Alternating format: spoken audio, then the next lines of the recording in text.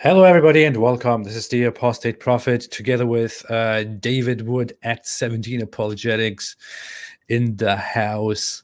How's everybody doing? I don't know if we are appearing already. We should be appearing. Oh, I see us. I see us. I see us too. Wonderful. I don't even need to check. I don't even need anyone to check. I can just check from here. But anyways, we are live again, everybody. As announced recently, we are wanting to do this on a regular basis, like every week, possibly, alternating between my channel and David's channel. This week we are on this channel, and we are honored to sit here. At least I'm honored. I can't speak for David. So, David, how are you doing? Pretty good. You got Sam Shamoon, unfortunately, talking trash in the chat. He needs attention. They call him Hater Sam for a reason. He has to go around hating on everyone else's live streams, especially when the live streams are huge, like ours are, and not, just a few people like his boring live streams are. So, yeah. Oh, by the way, someone shouted apostatize earlier. And I was thinking, it's cool for people to come up with names for their viewers, like their tribe, like John McRae has meme team, right? Because his channel, what do you meme? So he calls his subscribers and stuff the meme team, is regular viewers. But yours could be the apostatizers. What's up, apostatizers? That actually sounds good. Sounds pretty cool. Yeah, it sounds dope. Wonderful. I recently snuck on Sam Shamoon's channel while he was having a live chat, and I heard how he was complaining that David Wood and Apostate Prophet have so many subscribers and he doesn't have many, and he wants to have just as many as David Wood and Apostate Prophet. Yeah, but think about that. One, he's so boring. Who's going to watch him, right? Two, think about this, right? Our credibility is on the line, right?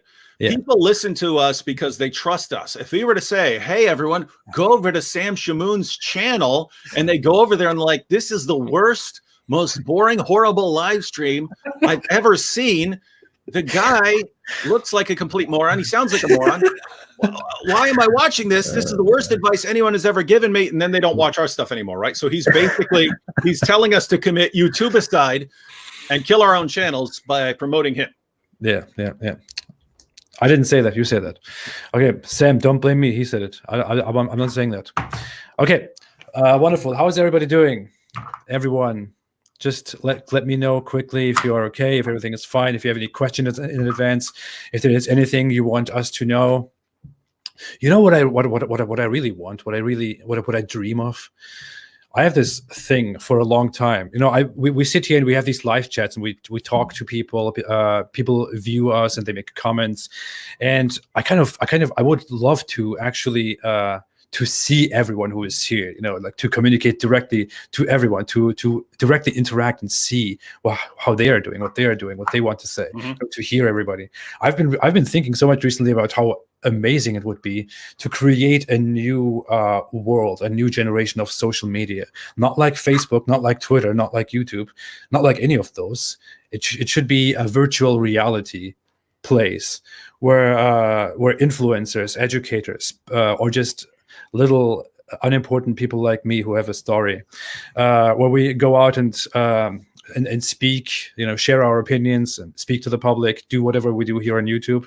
And then people actually have their own characters, are actually in this VR place, in this VR world, and actually join us and, join us in a big hall, in a big virtual room, and we can interact with each other.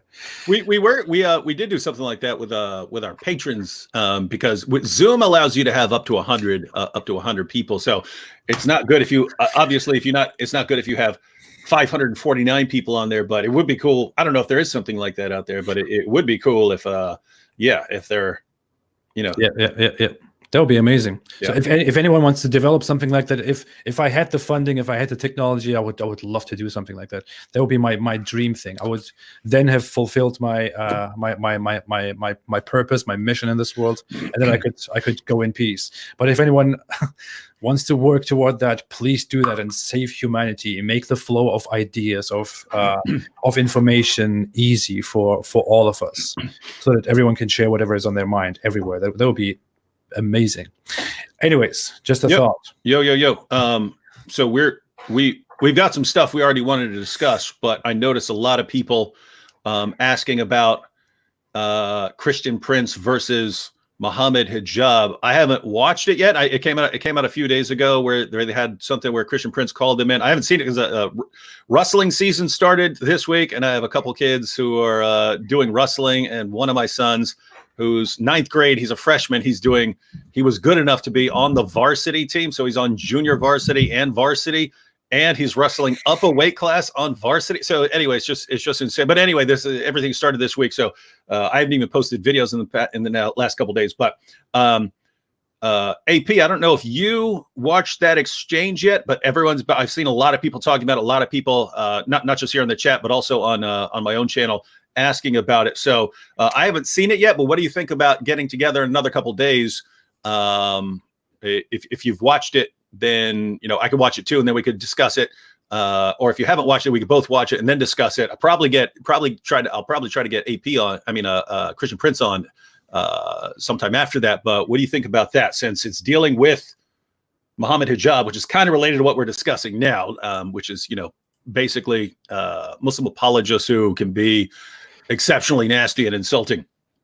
Well, I tuned in because I have a history. I have a brief history with Muhammad Hijab as well, just like each and every one of us, and that's usually very, very dirty. By the way, Sam Shamoon said, "I'm scared since Muhammad Hijab is going to beat me. Save me, David." But yeah, I saw that. I saw that they were planning on making a debate. So I tried tuning in. I didn't really have much time. I saw that nothing was really happening. I left. Later, I looked again, and they were just kind of yelling over each other, as far as I had seen at some point. They weren't really listening to each other. And the thing is that it was hosted by Ali Dawa and Muhammad Hijab, and it was on their Skype. So they just kept muting him. And yeah, notice the cowardice, by the way, right? Notice the cowardice. I mean, you could have someone on and so on, but if they're talking about a debate and hey, let's do a debate, that should be okay. Here is some other person's platform, and we know we can trust this person to remain neutral, and we'll both call into that person's platform who isn't going to, or there would have to be some agreement ahead of time. We're not now. Here's the problem with someone like here's a problem with someone like Muhammad Hijab. Even if you were to make an agreement and say, hey, we agree that we're not going to mute you if you come on our channel, you have no basis for thinking that they would honor that, because they don't believe that they have to honor agreements with people like us. They can, and what's even more disturbing is their fans don't have a problem with it, right? If you say, hey, I made this agreement and he completely violated every part of it, his fans are like, well, you deserve it because you talk trash about Muhammad or because you insult Islam or something like that. So you deserve it. So they have no concept of integrity. Whereas your followers, atheists, I mean, you have a lot of Christian followers, a lot of atheist followers, and so on. I have everyone. Yeah. I have everyone too. Probably primarily Christians. But if I were to make an agreement with someone and then completely violate the agreement, if it could be the nastiest person in the world. If I made an agreement with them and then I broke it, it would be my fans saying, David, that's messed up. You need to apologize. You need to repent of that. Your fans would be the exact same way. Christians and atheists and everyone else, everyone in between would be telling you, hey, you shouldn't have done that. Whereas for some reason, once you get to one certain ideology, integrity, honesty, they all go out the window. And the underlying factor seems to be, we worship a God who brags about being the best of deceivers, and we serve a prophet who said that war is deceit. And so if we are in some sort of war with people, our goal is to deceive them. And so anyway, that's just a sad situation that we're in. And by the way, you can even see this. You can even see this over in the chat. Looking at a comment, David, you Syrian guy should finally come out from the closet and admit publicly that you are gays. Why is this like the level of dialogue? The discourse, yeah. You're gay. I mean, that was like the level of mocking and insulting people, like when I was in like 3rd grade. You're gay, and that's like the pinnacle. It's like the pinnacle of these guys who are like 25, 30, 40 years old, and that's still how they go. They never grow out of that like 3rd grade insult mindset. Well, okay, to be very honest, it is very prominent among in Muslim culture that people insult each other with gay. That's like the number one thing to say. It is very popular because it doesn't go at all in that culture, and that's why people use that as a primary insult for people they want to humiliate, like you and me, because otherwise they cannot humiliate us. Otherwise they cannot find any way to actually harm us or to anger us, which is why they need to call us gay. By the way, who is Syrian, you idiot? Who is a Syrian here? Maybe that's another insult. He's trying to call you Syrian. I'm Turkish. I'm not Syrian. It might be that you think that because of the big nose or something. I don't know, but I'm not Syrian. But yeah, it is very common among the Muslim apologists, among Ahmadiyya and this pact to break their commitment to make a promise and then not to keep it at all, or to be completely dirty, to insult, to lie, to slander, because in their ideology, in their world, they don't have to respect us. They don't have to stick by the rules with us. People need to understand. Non-Muslims and Muslims alike maybe need to understand that Ali Dawa and Muhammad Hijab and his kind are what they believe. They are in a sort of jihad. They are in a holy war against us. They are in a holy war in order to protect Islam from the enemy of Islam. In their world, as Muhammad Hijab explained before very clearly, by his definition, by the Islamic definition, David Wood and I and Christian Prince and all the others who criticize Islam are enemies of Allah and enemies of Islam. By the standards of Islam, enemies of Islam are to be fought. If you can't fight them physically, if you can't fight them with a sword and blood and whatever you want to do, then you need to fight them verbally and ideologically. And when you fight the enemies of Allah in order to defend Islam, then you are not bound by moral rules and by honesty. You are allowed to deceive. You are supposed to deceive. It is a primary element in Islamic warfare that you are supposed to deceive. It is Muhammad's suggestion that you are supposed to deceive, that you are supposed to play tricks in order to humiliate and defeat your opponent. Muhammad Hijab and Ali Dawa don't do that on a physical level because they are not able to, because gladly we don't live in the world that they want us to live. We live in a modern world where we have where we don't kill each other in the UK. Otherwise, they would lose their heads very quickly, and I don't want that. But otherwise, in an ideological fight, they will never ever respect us. They will slander us. They will insult us. They will break the rules. They will lie to us. They will try to shut us down. They will promise not to go against the etiquette of debate at all, but then violate it as soon as possible, and so on. I feel like you are wanting to say something all the time, and I'm not letting you. So. Oh, you're fine. I was just looking at some of the comments. Elizabeth Iskander, going back to what we were talking about earlier, said my Egyptian mother-in-law calls my husband gay when she gets mad at him. So, can you imagine this? So that's the mother-in-law talking to her husband. So that's her son. And when she gets mad at her son, she says, "You're gay." So that shows you how things are like over there. Also, Sam Shamoon said he thinks that comment was about him, the gay comment, because Sam is Assyrian. Oh, when people, so he thinks that was about him. So he thinks he was talking about me and Sam. And so Sam, when people hear Sam is Assyrian, they think a Syrian, not he's from the group called the Assyrians, which, people read about in the Bible. They came and, conquered Israel and stuff like that. So yeah, either way, guy's stupid and still didn't even know where Sam is from or you are from, depending on who he's talking about. So no matter what, stupid. Sam Shamoon was born in Kuwait, everyone. Kuwait. So if he wants a big channel, he can wait. All right. Michael Gallimore said, "What are your thoughts on the Turkish president threatening to convert the Hagia Sophia back to being a mosque? That is a threat that has been going on forever. The Hagia Sophia is the old cathedral of Orthodox Christianity, of Greek Orthodox Christianity, for all those who don't know.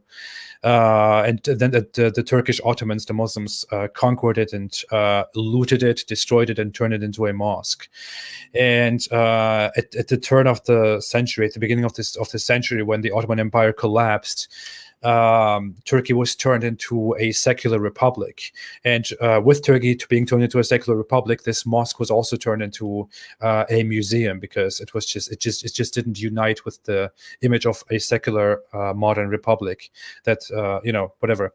But the Islamist government that is currently ruling Turkey has made numerous proposals to turn this museum back into a mosque, which is considered very offensive by many, especially by the Christian minorities of Turkey. So there's not much I can think about that, Michael. It's just absurd. It is disgusting, and I, just like many other people in Turkey and many other people outside of Turkey, hope that this Islamist government will be gone soon, because Turkey was on a good track of secularism and of modernism, and that shouldn't fail. Mm-hmm. Greetings to all the Turkish people who can sympathize with that. All right. Where's that comment? Okay, that's it. Anything else about you were talking about Mohammed hijab and rules? No. I mean, we can continue talking about it, or you can take questions or whatever. What do you think? Oh, we wanted to talk about like how we should respond, right? Because we're dealing with an entire subset of Islam. Now, just to be clear, there are Muslims. I've known Muslims in my life that I would trust completely, but not all Muslims are like that, right? And some seem to base their views a lot more on their belief in a God who brags about being the best of deceivers, and on a prophet who says that war is deceit. If you remember, you find this in the Muslim sources. They wanted to kill a guy named Ka'b al-Ashraf, and they had to lie and pretend that they were interested in something else in order to get access to him, in order to kill him. So you see how this plays out. But there are apologists and their followers who have absorbed these ideals of deception as something good. If you're deceiving the enemies of Allah, then it's something that's good. And if you're deceiving their fans and followers, it's something that's good. And that's why their fans have absolutely no problem with it. But what's amazing is if you bring this up with them and say, hey, why do you guys believe in deception? No, we only believe in complete honesty and integrity. So they live these kind of double lives where they say, no, we don't believe in that, but they clearly do. Their actions show that they do. So even if they never admit it, they clearly believe it.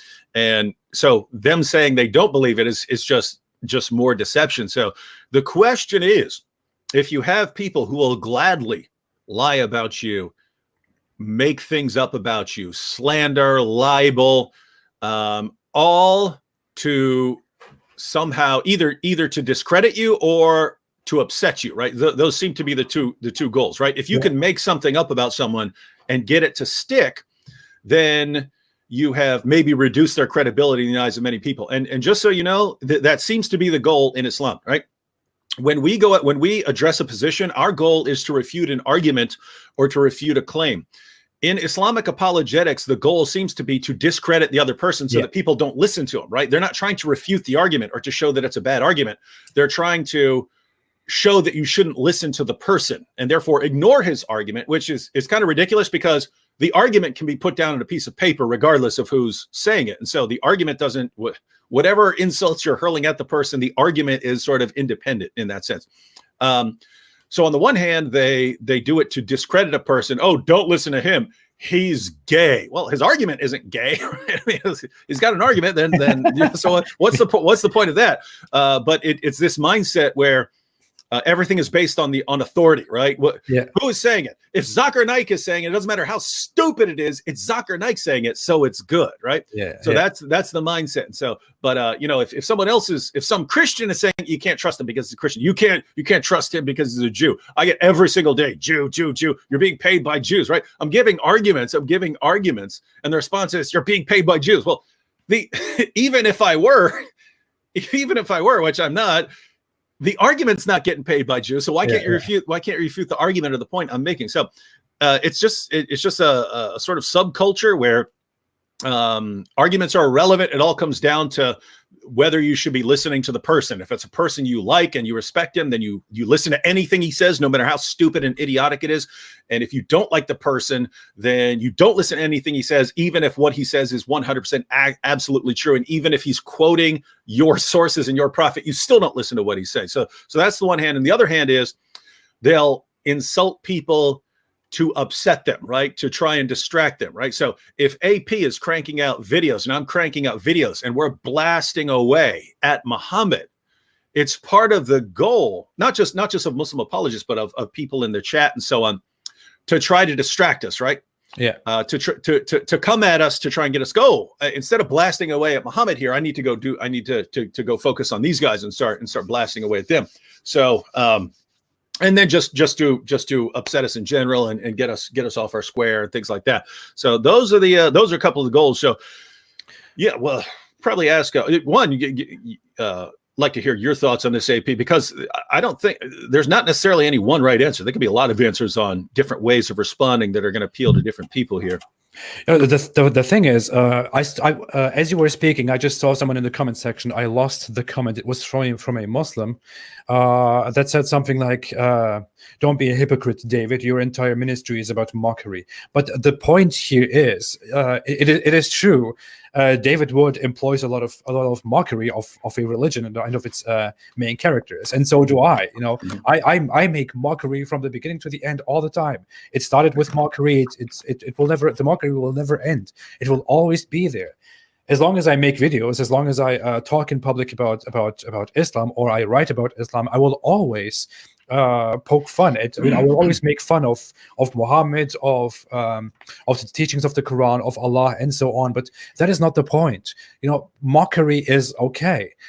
David or I wouldn't have any problem with Muhammad Hijab or Ali Dawa Grande or all those other people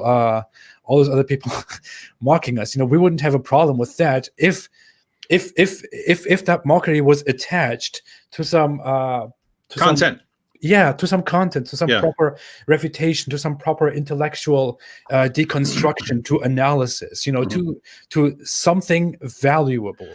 Yeah. That. Instead, it's all basically on the same level as you're gay, right? Yeah. That's their mentality. And so just so everyone understands, right?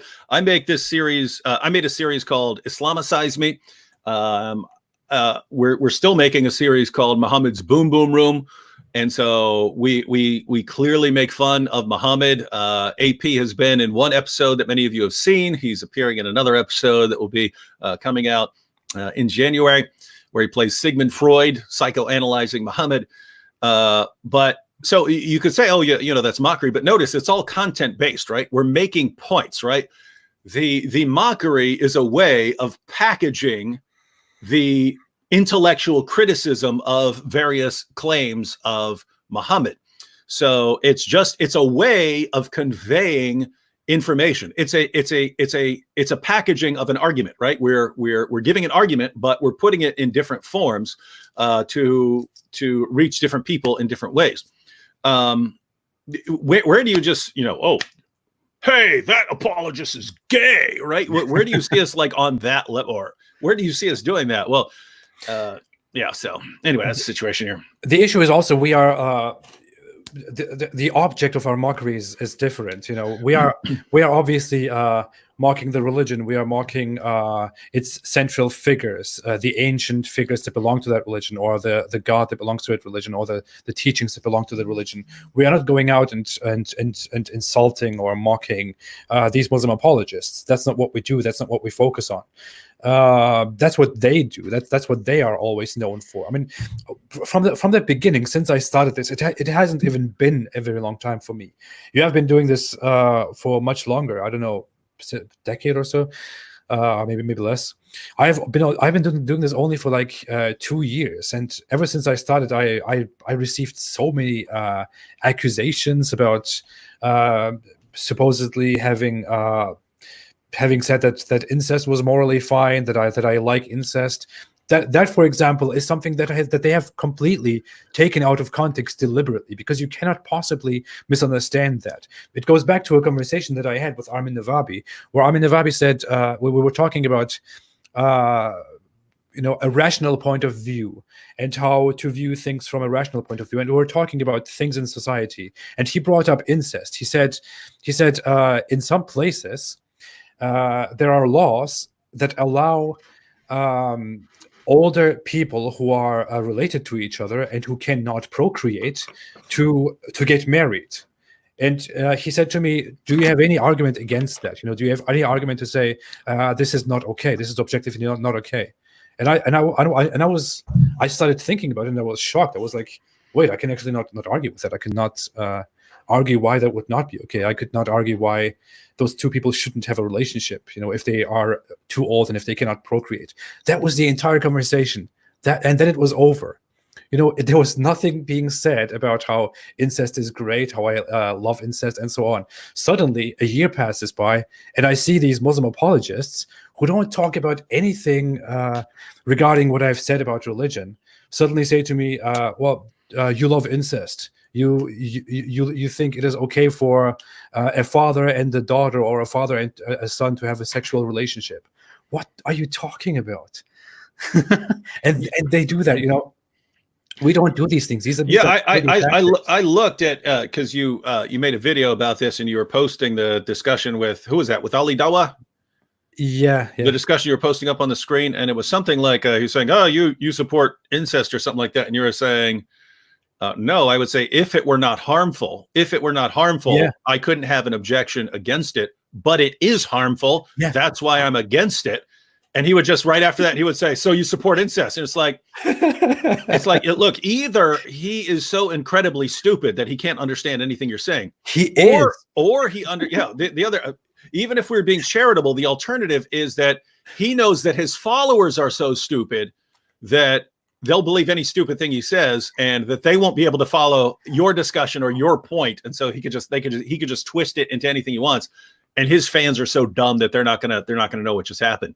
Well, I find some fault in myself. Some people have told me that I have been too complicated in my response to him, because the thing is, when I talk about such matters, when someone asks me a question, I tend to go into detail and go into a hypothesis, and giving people a proper response that shouldn't leave a question open. So I told him. So he said, if there was no harm, would you be okay with a father and a son having sexual intercourse? And I said, wait. If there was no harm to a father and a son having a sexual intercourse, then I wouldn't have anything against a father and son having sexual intercourse. But since it is definitely objectively wrong, both to society and to the individuals, that a father and a son have sexual intercourse, I am against it. And so you're basically saying, in some imaginary world where there's nothing harmful about this, and then I would not object. I would not have a moral objection to that, because I would have no basis for objecting to it. But in this actual real world that we're in, it's bad, it's harmful, and therefore it needs to be condemned. And he jumps on that. Oh, so you support it? I even gave him an example. I said, according to you, Allah definitely exists. So if Allah didn't exist, by the way, examples are not going to work. They never get them. These guys never get them, right? You can give 50 examples, they don't understand. But go ahead. Yeah. I said, if Allah did not exist in your world, then would you be okay with not believing in God, with atheism? You would be okay with it. Mm-hmm. But since you are certainly sure that Allah does exist, you are not okay with atheism, and you consider it a perversion. Just like that, mm-hmm. If there was no harm to society from incest, I wouldn't have a problem with it. But since there definitely is harm to society, and we can even prove it, we have even proof for that, I am against it. And what did he do? Oh, so you support incest. Look, everybody, Apostate Prophet supports incest. Don't listen to him. Dump all his arguments. Don't listen to any of his videos. Now, notice, I immediately understood your analogy, right? So, guys, you understand how analogies work? You say, okay, you don't understand how this is related to this. Therefore, let me give you this other thing that you should understand from your perspective. hey, you believe in Allah, so you don't believe atheism is okay. But if Allah didn't exist and you knew that, you would, in that situation, in that world, in that imaginary world, then you wouldn't have a problem with atheism if atheism were true, right? You're supposed to say, yeah, that is right. I wouldn't have a problem if it were true. And you're supposed to go, oh, okay, therefore, if we were in a different world where you didn't have these moral problems, then you couldn't say there's a moral problem and you're supposed to get it. But nope, you support incest. I want to make something clear. I mean, all that aside, of course, Ali Dawah and Mohammed Hijab are very prominent for slandering their opponents, for insulting them, for saying all kinds of dirty stuff, for employing all kinds of dirty tactics. I want to say something. I want to be a little bit charitable and a little bit honest right now.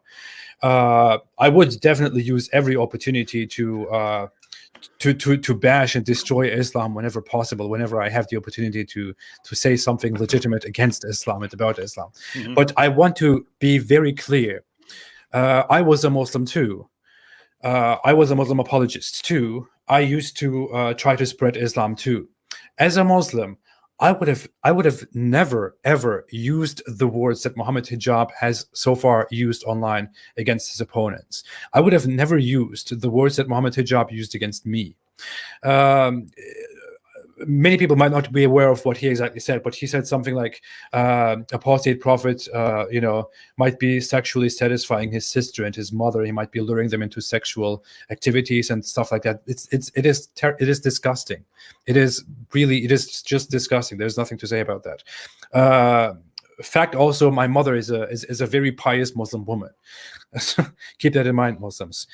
I would say many Muslims wouldn't say stuff like that. I would have never said stuff like that because I would have considered that immoral, disgusting, a sin, and so on. I have to say that Ali Dawah and Mohammed Hijab are among Muslim apologists by far the worst, the morally worst, the humanly worst people that represent Islam.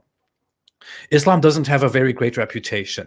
Islam doesn't have a very great image. The online Muslim community, Muslim apologists, don't have a very great image. Islam is known for being angry, for reacting with anger to any form of disagreement, and so on.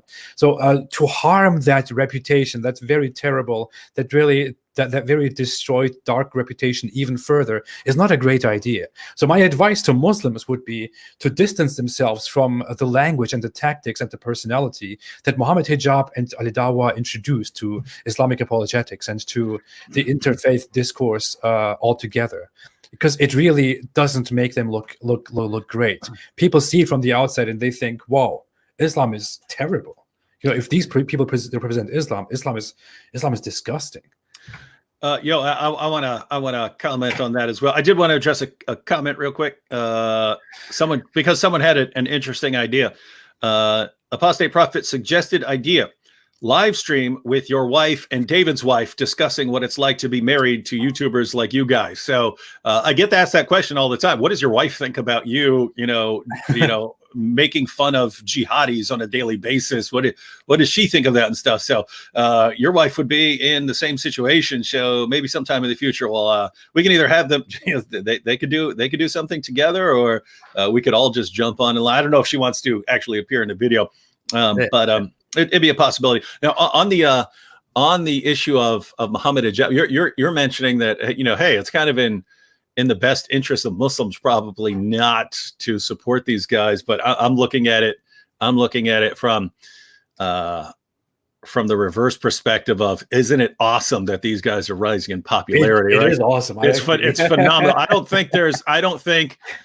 can't think of anything better apart from the rise of the internet that will help us do more to expose Islam than Muslim apologists showing their true colors. Because guys, just think about it, right? You have someone like Shabir Ali come on, and he's very gentlemanly, and he reads the latest scholarship and critical scholars and stuff when he's criticizing the Bible and stuff, and he's very calm when he's speaking and so on. And he gets on there and he can communicate effectively and very, I disagree with his points. And I think that a lot of his conclusions don't follow and stuff, but he comes across as being very, logical and so on. He can make things sound good, but really, I mean, if you read the Muslim sources, is that the guy you would think is a good representative of the true spirit of Islam? No, I wouldn't. Right. So it would years ago, I was just thinking, wouldn't it be great if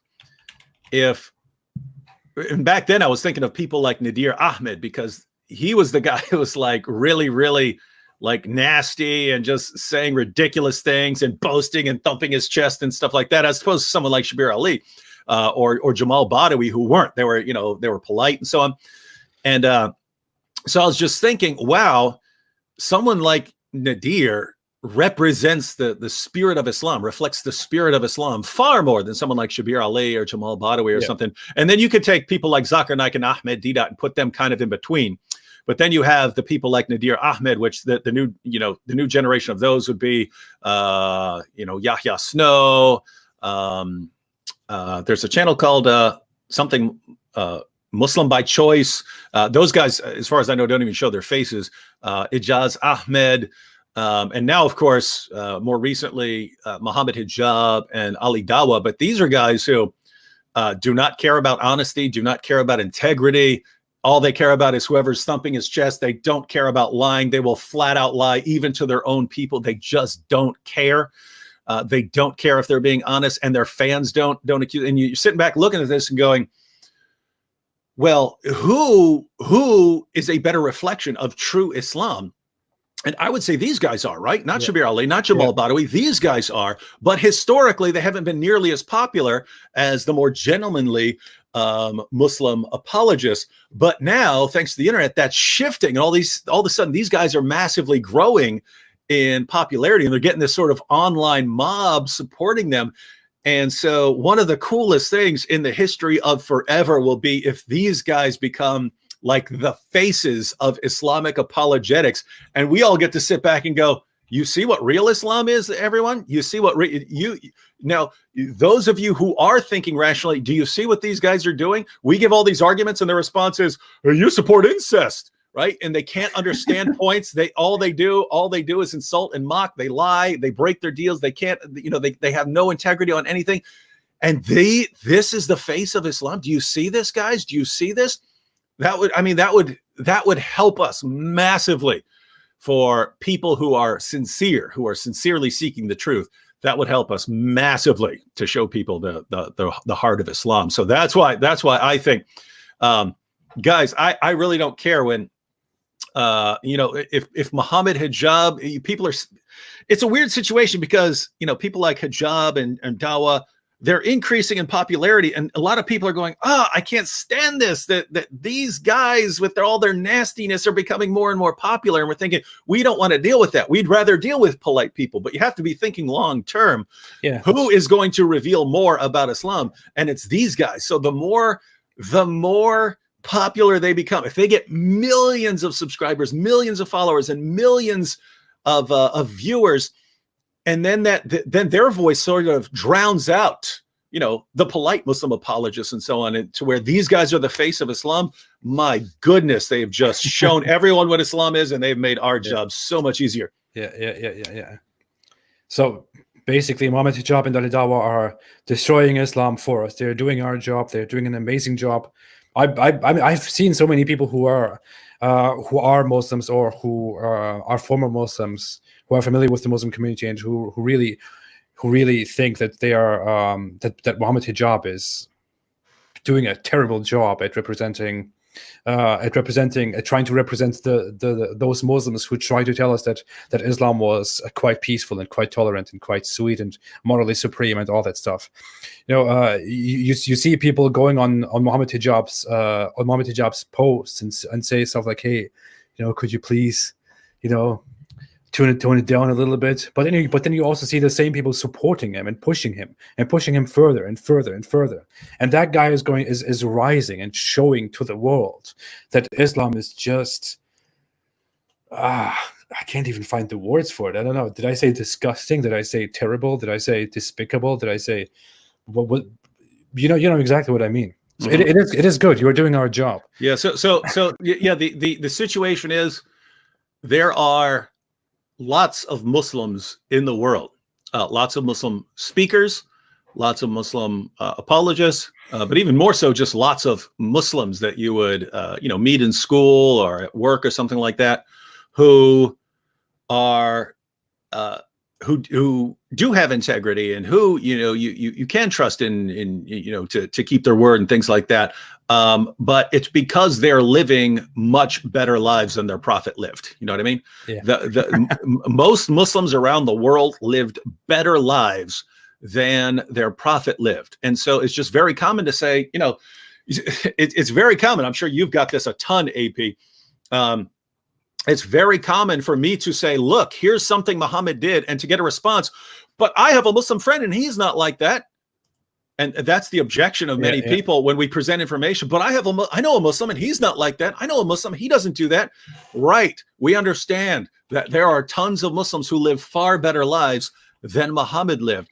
But that's good. That's good for us. That's good for society. But if you're trying to get to understanding Muhammad, that's not helpful in understanding Muhammad, because you get a warped view. You think, oh, this is what Islam promotes, and it's not. Whereas when you start getting some apologists who are absolutely diabolical, chest thumping, whoever yells the loudest and insults the loudest must be right. Ah, you're gay. You support incest, right? And that's all they do. That's much closer. That's much closer to what you find among Muhammad and his companions. So if they actually become, my goodness. So my point here, guys, is you should all be, if you're Christians, atheists, whatever, if you're concerned about Islam, you should be absolutely thrilled that people like Muhammad Hijab and Ali Dawa are becoming more and more popular. If I didn't want to, if I feel like I should secretly send money to their ministries. I'm not going to, because I'm like, no, then I'm supporting Dawah or something like that. But it's in my mind, like, gosh, how can we help these guys along? So all I can do is just say, guys, don't be upset by these guys becoming more popular. Let it happen. Let it happen. Let them grow. Let them expand. And then once they are the faces, then we crush their arguments, and the only people who will be left is a sort of mob of people who can't distinguish truth from fiction. Yep. Absolutely. Awesome.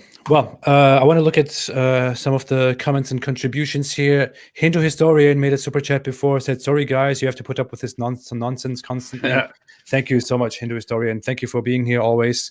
And yeah, that's what we are dealing with. It's from the very beginning, we knew that we will be dealing with all this dirt. So now we actually know Hindu Historian, because he did join us in the Patreon chat last time. So what you were mentioning about seeing people face to face and stuff, we did know some of these guys face to face. Yeah. Hindu Historian made another super chat, said, AP, read my message on Patreon. I will read it. I will look at it.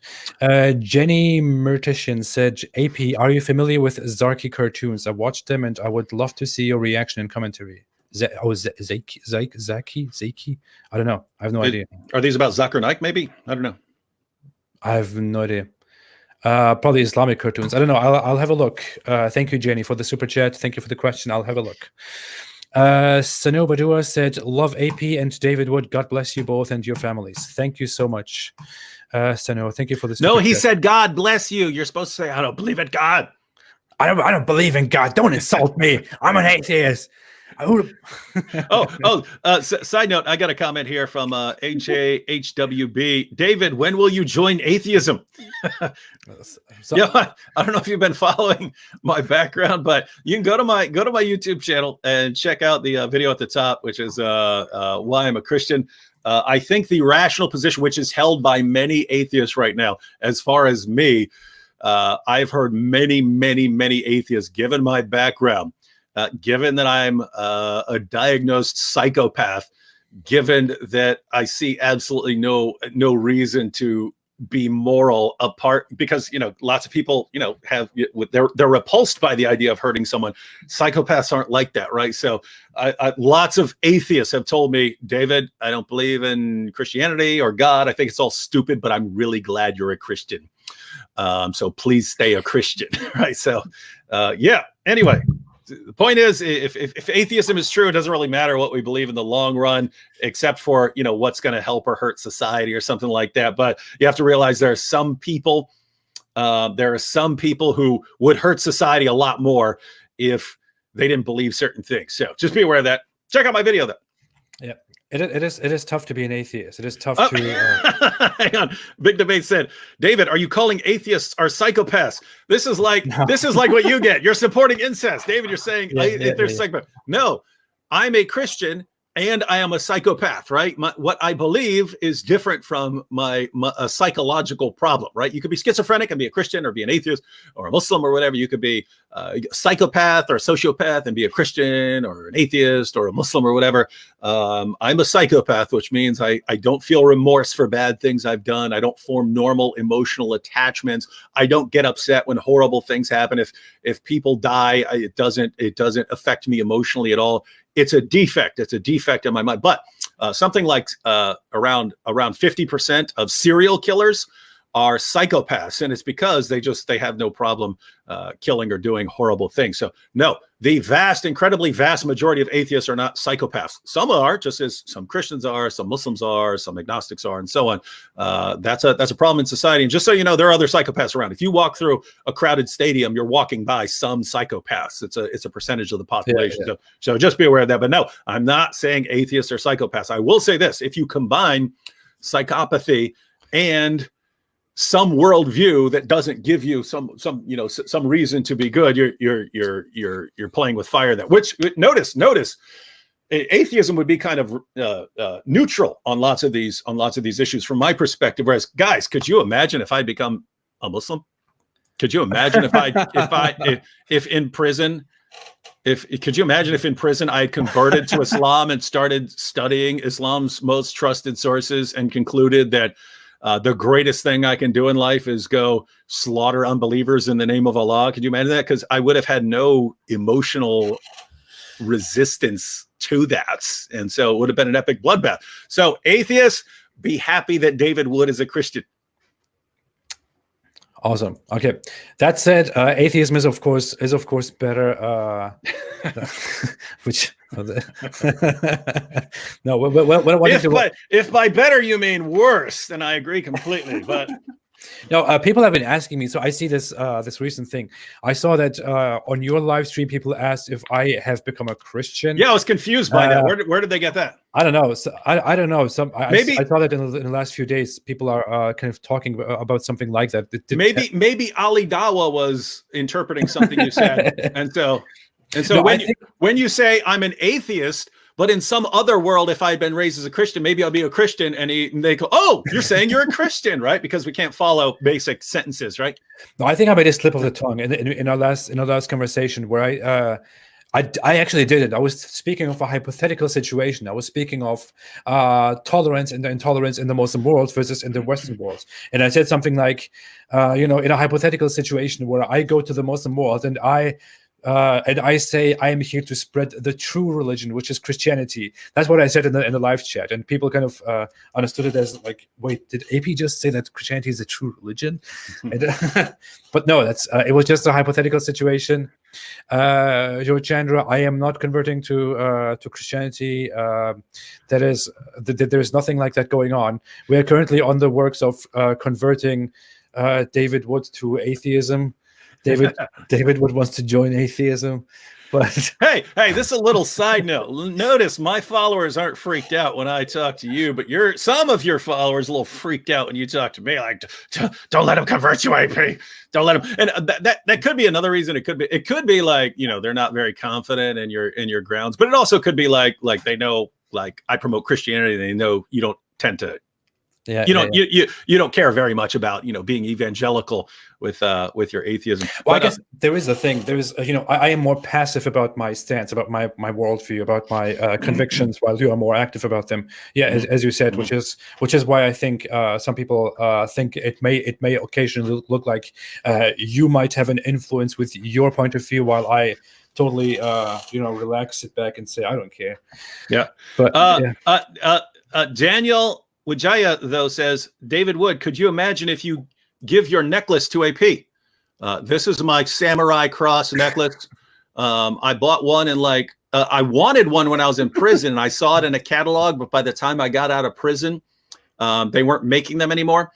And I eventually found one covered in dust in a Christian bookstore. So I bought it. And then a few years later, one of my friends converted to Christianity. And then he liked my cross. So I gave him my cross. And so I didn't have a cross for like a year because that was the only cross I liked. And then I was in another Christian bookstore at a church. It was just a little church Christian bookstore. And they had the same thing. Sitting down at the bottom of a case was this. So I got this. Me and Nabil were in this Christian bookstore, and I got this. But AP, just so you know, you ever convert and you want the cross, it's yours, buddy. Thank you. I don't think I'll need it, but thank you. I'm actually working on something right now. I woke up yesterday and I was in this mood. I was listening to music that I listened to over the last years, and I'm really into. I don't know if some people here know Lorena McKennett. I'm really into her music, and she has some. She herself is an atheist, so but she just sings world music, and she sings all kinds of music. And there's this one song which is Dante's Prayer, which is basically a Christian appeal to God, and I find it beautiful. I still listen to it sometimes, and I kind of sympathize with the belief in God, because it reminds me of how I used to believe in Allah. And although it is not the same relationship as you have in Christianity, in Islam you are more the slave that crawls on the ground and asks Allah for forgiveness all day while torturing himself. There still is a relationship. So I was kind of thinking about the whole God issue, and I wanted to go live and talk about it, about what I think about the belief in God, what I think about it after all these years. But I think the time has come that I will go out and make a video on why I don't believe in God, because people have been asking me forever. People have been asking me if I will convert forever. I want to make sure that there's pretty much no chance that I will convert, that I will believe, because I have very solid reasons why I don't believe, which is why I will release a major video to answer that one question once and for all. So everyone who is interested in that discussion, I would also like to debate the God question afterwards with anyone, with Muslims, with Christians, I'll do it. With anybody. Can you imagine how many people would watch that? Would be good. It'd be huge. And it would kind of show, hey, we can get along on friendly terms, unlike certain other groups who can't stop just lying about people if they don't disagree with them or something like that. Yeah. I'll be totally up for that. I would debate it. So I'm currently working on that. I'm going to explain why I don't believe, and if I would believe, and all that stuff. And once I'm done with that, maybe we will have a debate here with David Wood and I about the existence of God. So, hey, I don't know if I'm supposed to be saying this yet, but in April, actually, yeah, I don't know if I'm supposed to be saying this without conferring with the collaborators here, but what the heck? What are they going to do? Shoot me? We were several of us were at an apologetics conference a few weeks ago, and we're like, why don't the apologetics conferences are made up of like speakers, guys who go around speaking and stuff. What if the YouTube guys got together and had an apologetics conference of like YouTubers who are coming along? So it's like me and John McRae and Vocab Malone and Mike Winger and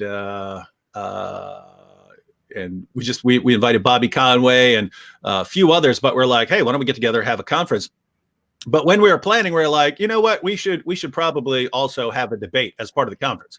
We should also have a debate as part of the conference. So anyway, April, AP, if you would like to debate, and the reason is we're trying to make it more YouTube based, right? Like instead of, we're trying to get the YouTube crowd, but to actually like get together in person for stuff. Because then you get to interact personally with sort of what you were just talking about. It's cool if we can actually see people and interact with them and stuff. So the idea is we actually go to places and then, meet each other and hang out and stuff like that, have a conference, but then hang out afterwards and like that. So anyway, that's the idea. But if you did want to do a debate at some time, and end of April looks good, we are planning on hosting a debate. We're looking for a YouTuber, and we're thinking one of the YouTube atheist channels and stuff like that to do that. But I happen to like you a lot more, so if you wanted it, that's okay. if not, or you want to, at some point in the future, that's all good too. It is an interesting proposal. I would definitely consider it. I don't know in what shape and form and mood I will be. I was very much reserved this entire year. I was very much in the background, didn't go live, didn't go, didn't do all the big things because, many people who have been following me have know exactly why. But I'm more and more coming out now. I want to debate these issues as well. So it could actually be done. I don't want you Christians to gang up on me, but I would definitely consider a debate. That would be nice, actually. Here's a comment. If David converted to Islam, he would be treated like a god by Muslims. Sam Shamoon and I were actually talking one day. We were saying, you know what? If we ever become atheists and we don't really care what we believe and it doesn't matter anymore, and we just want to get as much pleasure out of life as we can before we die, we'll pretend that we converted to Islam.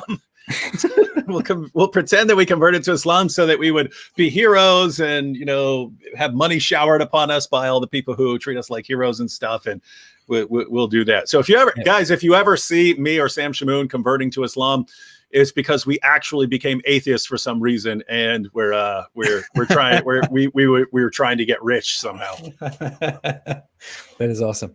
All right, what was I going to say? I was going to talk about the whole debate. We talked about Nadir Ahmed. We talked about debates. For those who haven't heard, I'm going to have a debate with Nadir Ahmed very soon on December the 22nd. David just talked about how he didn't have great experiences with Nadir Ahmed. I didn't have any good experience with him. In our last confrontation, he said I was scared of him, and then I suddenly showed up and said, "Hey, who's scared of you?" And then I kind of yelled at him and all. But then after that, he apologized. He said I was disrespectful. I would like to have a more respectful discourse. Let's have a debate. So Nadir said that? Yeah. Just so you know, that Nadir Ahmed is the guy who comes on and he says, David Wood has disabled children because he's cursed by Allah. Nabil Qureshi died of cancer because he's cursed by Allah. But he doesn't just say that about Christians, which would be understandable. He says it about even Muslims. He says, now I don't even know if this is true, but he said that Shabir Ali was cursed by Allah with a blind son because he accepts that Jesus was nailed to a cross. Shabir doesn't believe that Jesus died on the cross. He believes that Jesus was nailed to a cross. And so that's why Allah cursed Shabir Ali with a blind son. Now, my view is usually, I don't know why God does most of what God does. I don't have the intellectual capabilities of understanding the things that God understands, but I would have an issue of consistency, namely that if you can just point to, look, this guy had it really bad, or that he had this trouble in his life, therefore cursed by God.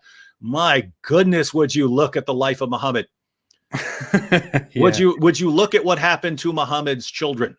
Look at what happened to every last one of Muhammad's children. Look what happened to them. Look at his agonizing life for the last 3 years, when he got to the point where he had to walk around between two of his followers carrying him. He couldn't walk, so his feet would just be dangling on the ground behind him like Weekend at Bernie's.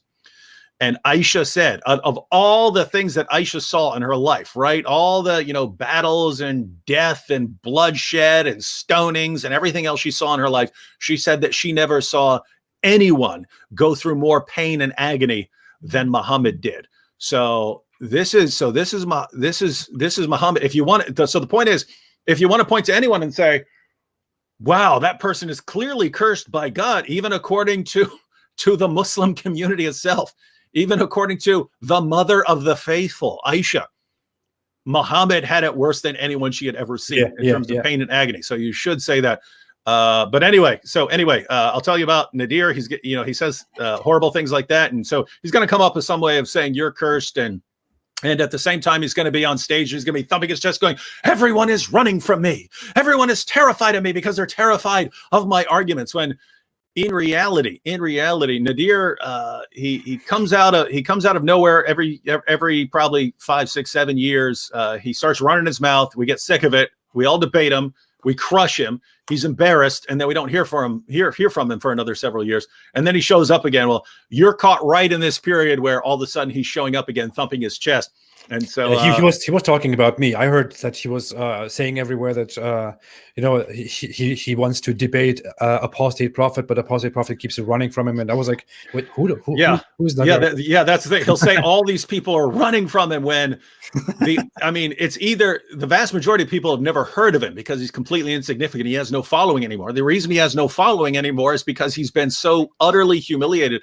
The last time I debated him was in a church, and I walked off stage. And the pastor goes, he looks sad and he goes, it was like you were just clubbing a baby seal up there. and so that's the view. After the debates, Muslims come to us, go, why are you debating this guy? Stop debating him. He's embarrassing us, right? And so that's good to know. Yeah. So then he disappears for a while, and then he comes back, and everyone is running from me. So the only people. There are basically two categories of people. There are people who never heard of him, and there are people who don't think, what's the point? What's the point of crushing this guy yet again? Nevertheless, if he's out there running his mouth and you want to teach him a little lesson, then it's always there. Well, I don't know. I saw these people. I saw Mohammed Hijab asking me for a debate by calling me a cockroach and my people sheep. And I thought, no, dude, I'm not going to accept that. So I just compared that to Nadir Ahmed, who apologized to me, and I thought, well, if this guy really insists so much, then I'll just have a debate with this guy and see how it goes. And the topic is the scientific mistakes of the Quran. So what can you expect? So it's actually a good topic. Yeah. So I'll watch that. I'll have that on December 22nd. It will be on Aaron Ross' channel, who is particularly popular among our Christian viewers. And it will be on his channel. It will be moderated by him and hosted by him. That's actually a good setup there. Yeah. So that will happen on December 22nd. Everyone who wants to tune in, do that and see how that goes. I don't want to make predictions. I don't want to boast about anything. It's my first debate too, actually. My first actual debate. See how it goes. Maybe I'll be totally destroyed and humiliated, and then I will delete the channel and everything. I don't know. We'll see. That's what they think. Whereas, put it this way, the only way for someone like Nadir Ahmed or Ali Dawa or Mohammed Hijab, something like that, the only way they're going to score points in a debate is if they're just heaping abuse on you, and this gets the crowd revved up because the viewers revved up because they're happy that they're insulting this guy who insulted Muhammad, or if they're just making things up, right? They're just making up all sorts of nonsense, which it's always short-term gain, long-term loss, right? Like someone like Nadir could come in there and say, and it's a miracle that the scientific miracles of the Quran, and this was just affirmed by NASA. He could just make stuff up if he wanted to, right? And that might catch you off guard if he makes something up. Yeah. You don't know what he's talking about, but it's short-term gain, long-term loss, because right after they make something up, of course, later you would go look it up and you would say, look, he said this in a debate. I hadn't had a chance to look it up. I'm now making a video about it. It's just going to be an embarrassment. And you have a vastly larger following than he does, and therefore any deceptions on his part, you would be able to expose them far more rapidly than he would be able to defend them. Definitely. That's good. Okay, I want to go into answering some comments from our viewers, all the super chats. If people still want to make super chats, I would love to respond to them, to never ignore them. By the way, all those who missed it, we are planning on doing this every week. On my channel 1 week, on David's channel the other week. So this is how we're currently planning on doing this, because we both like having these conversations. People like it, so it's very nice, very entertaining. So whenever you missed it, you can tune in next Friday around the same time, 8 p.m. Eastern time, and you can find us here most likely. I will not say always, but most likely. Oh, hey, quick comment before I lose it here. Yeah. Someone says, I was a smart Malay Muslim until 3 days ago. Christian Prince versus hijab and Ali Dawa 3 days ago turned me into a murtad. Now I am smart, religionless Malay day 3. So this person has been has lost his confidence in Islam over the past 3 days because of watching that exchange between Christian Prince and Muhammad Hijab and Ali Dawa. So maybe we do need to check it out and then do some comments on it and maybe get Christian Prince on to discuss it. Yeah. Okay. That said, I will look into some super chats first that I have here lined up. I cannot bring them on the screen because I can only see them in the studio, and I can't do that there. Let me see. Crusader General said the filthy prophet Muhomo was the original member of the LGBTQ community. Well, yeah, let's not do that. But thank you for the super chat and thank you for the contribution. If you ever wanted to point out something along those lines, there are you don't need to make stuff up about Muhammad. You can always just the information that we know is damaging enough. So if you want to point out, that he had sex with a 9-year-old girl, that he took the wife of his own adopted son after causing the divorce, that he would have sex with 9 to 11 women and girls in the same night, not counting his sex slaves, that he would get in trouble for having sex with his sex slave and then make an oath and then break his oath, that he sucked on the tongues of little boys. That's pretty gross. So anyway, there's plenty of stuff you can point out just like that. There is enough about Islam if you want to. We have so much dirt on Islam, you can never get through it. So really, just do that. DNA 250C said, stay strong, AP. We need you, man. Thank you so much, DNA 250C. And thank you for the super chat. I appreciate it. Thank you for your support. Thank you for your mental support, for everything. Kos Giludo said, hey guys, will you ever tackle Satanism? PBOY. No, I don't think. No. The thing about Satanism is that many people don't know about Satanism is that Satanism is not actually a serious thing. In the most prominent form of Satanism, people don't actually pray to Satan or don't do anything like that. It is just a movement of provocation. Satanists are usually people who just set up a place of Satan in order to provoke Christianity or provoke Christians, or to say, hey, we have a place of worship too, and we don't want to pay taxes and stuff like that. So there isn't really much to tackle about that, unless, of course, you as a Christian, David, you might want to. If you ever want to do something like that to tackle actual Satanism, I don't know. But to me, as an atheist, it doesn't bother me. So, yeah, no, I believe that the different people need to focus on different things. Otherwise, like I could go after 20 different topics, but I'm not going to do them well. I think if you're going to be good at stuff, you have to just be focused on 2 or 3 things at most. So there are other people who come out of that background, who come out of a background of Satanism and stuff, who I would leave addressing it to them. Yeah. Wonderful. Apple Goo said, you both are great guys. Thank you so much, Apple Goo. Thank you. We appreciate that. Joe Chandra said, AP, when are you going to accept salvation through Jesus? Thank you for the super chat. That doesn't come from a Christian, I believe. I responded to that earlier already. We are through that. SGT Lowe said, David, if you convert to Islam, watch out for narwhal tusks. Good advice. Thank you so much, SGT. Thank you for the super chat. Tom S said, AP plus CP, end of Islam. Do you understand that reference to the recent jihadi attack? Yeah. It was. That's funny. You want to go ahead and explain it? Oh yeah. So the recent the London Bridge jihadi who was already locked up on terrorism offenses, but then was released, and then went and slaughtered a couple people and stabbed more. The guys stopped him with a tusk that they grabbed. So it was that, and someone had a fire extinguisher, and anyway, they're beating on him with these things. And so that's how they stopped him. And then the reason he got shot was he had a fake suicide vest on because he wanted to make sure he was actually shot and not that he was taken back to prison. So, and that, by the way, that's just the situation, right? Even if you see they've got someone pinned on the ground and stuff like that, if you see suicide vest, the cops are going to shoot you. Because they don't want you pushing any sort of detonator or something like that.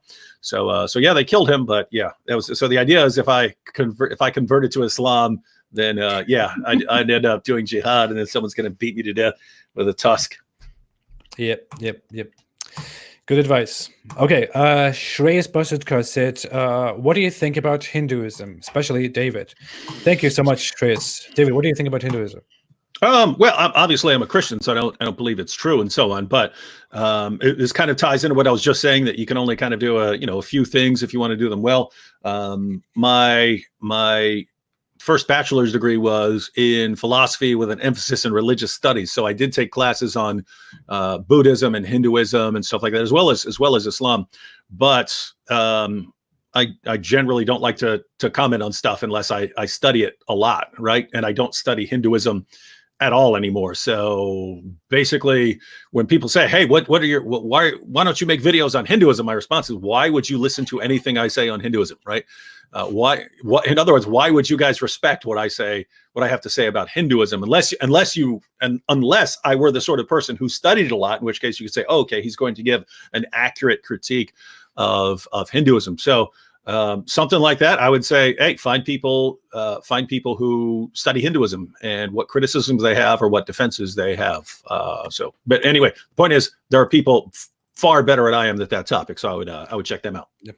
As for me, for Hinduism, I didn't thoroughly study it. I know the basics. I read through it here and there.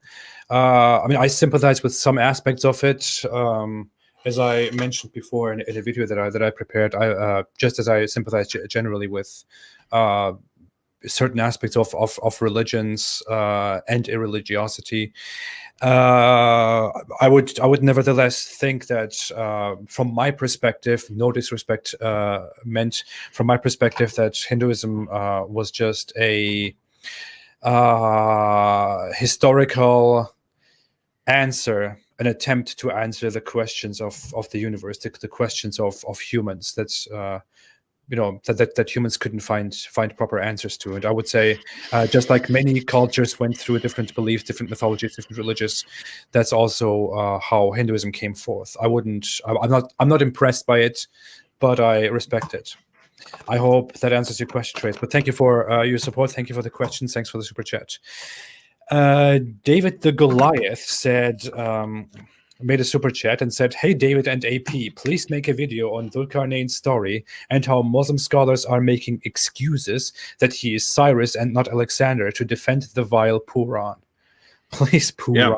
Please do when you have time. Did you make a video about that, David? Ever? I made several videos pointing out the problem with Surah 18, verse 86 of the Quran, which, for anyone who isn't familiar with that, that's the passage that says that Dhul-Qarnayn, usually identified as Alexander the Great, traveled so far west, he found the place where the sun sets. Now, one of the problems, so you have the obvious scientific problems with that passage. The problem that it says that there is a place where the sun sets. 2, it says that you can actually reach this place. 3, it says that there are people who live there. 4, if the implication would be that the sun is much smaller than the earth. So there are multiple scientific problems with this passage. But one additional, and by the way, the normal response being that, no, he just saw a reflection of some body of water, and it just meant that he saw the sun reflecting off a pool of water. The problem there is that Muhammad in Sunan Abu Dawud, when he wasn't talking about Dhul-Qarnayn at all, just asked one of his followers, hey, do you know where the sun goes when it sets? And his followers said, no, you know, I don't know. You're the prophet here. And he says, it goes down into a pool. So Muhammad not talking about what some person saw or some person seeing a reflection, just telling his follower where the sun goes when it sets, said that it goes down into a pool of water. So that's all the scientific problem. But one additional problem there is that Dhul-Qarnayn is presented as a Muslim, right? He is historically identified as Alexander the Great. The problem there is we know that Alexander the Great was as pagan as you could possibly be. You cannot be any more pagan than Alexander the Great was. So it's another problem. It's a historical problem. So in recent years, Muslims have tried to identify somewhere to sort of avoid this. They've sort of they've tried to say that, no, this is talking about Cyrus, and then arguing that he was a monotheist, and therefore they don't have to deal with the problem of Alexander. Now, the but this is the problem in Islamic apologetics. They'll see one issue and they'll give some silly defense of it, not realizing that a much more thorough refutation can be given. And so it's kind of just waiting for someone else to give a more thorough refutation. And so that's, I'm guessing that's being asked here if we're doing it. Yes, I've been planning for a while to respond to that. And the way you would do that is if you look at the rest of Surah 18, when it gives the details, it doesn't just say Dhul Qarnayn went out and found the place where the sun sets. It says it talks about all of this other stuff that he did. And the problem is we have these stories, stories from even before the time of Muhammad called the Alexander romances, which go around and they're usually fictional. And it would go around talking about giving all these stories about all the things that Alexander the Great did. And you can go almost verse by verse, and it lines up with these stories about Alexander the Great. And so you've got these stories that are circulating during the time of Muhammad. By the way, you also have the story of Alexander the Great traveling so far west and finding the place where the sun sets. You have that story as well in the Alexander legends. But when you combine that with everything else it says about Alexander, and you know exactly who this is talking about. This is Muhammad hearing these legends told orally, because people told stories. You had travelers and they would come from different places and they would all share their stories. And Muhammad sat around and Muhammad just could not tell the difference between accurate history and just some ridiculous story. So he would hear this and he would pass it on as part of the Quran. And the problem is some of this is absolute nonsense. And so one, we know that this is Alexander the Great that the Quran is referring to. Two, we know that most of this is complete fabrication and legend. And so if you know that, then you have complete fabrications and legend in the Quran, which means one of two things. Either your God, Muslims, can't tell the difference between fact and fiction, or two, your prophet can't tell the difference between fact and fiction. And so you should be insulted that he is attributing that to God. Wonderful. You basically said everything that I could possibly say about it. I'm planning a video about these topics. I'm currently planning on, I don't know, I made a list of all the things that I'm going to do next. And there are going to be some videos about the end time major signs of Islam. And the Alexander the Great story is related to one of those stories. So I will definitely go into that as well. I will talk about it. But yeah, David said basically everything that I could possibly say about it. Awesome. Thank you, David. And thanks for the question, David the Goliath. And thanks for the super chat. Courier 1971 made a super chat and said, Jesus is Lord. That is your opinion. Courier. No, it's a fact. You just do not acknowledge the fact. So thank you for your opinion too, David. Thank you. Elizabeth Askander said, I really want to see you two talking together more often. Love both your souls. Thank you so much, Elizabeth. I appreciate it. I really enjoy these conversations too. So thank you for being here. Thanks for the support. Yeah. In fact, we kind of always, we every time we kind of get off one of these discussions, we say, man, we should just make sure we get together every week to do this.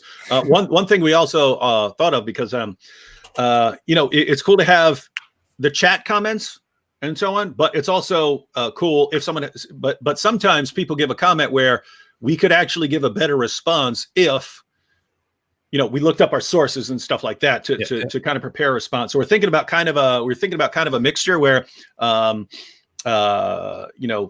patrons over on Patreon, we can ask them, hey, any topics you'd like us to address in the upcoming live stream, go ahead and post them here, and then we can just take a screenshot of it and pull it up. But at the same time, we can respond to comments in the chat. So we sort of have a mixture of stuff we've kind of put together some sources on. It can maybe pull some sources up on the screen, stuff like that, but also more off the cuff chatting.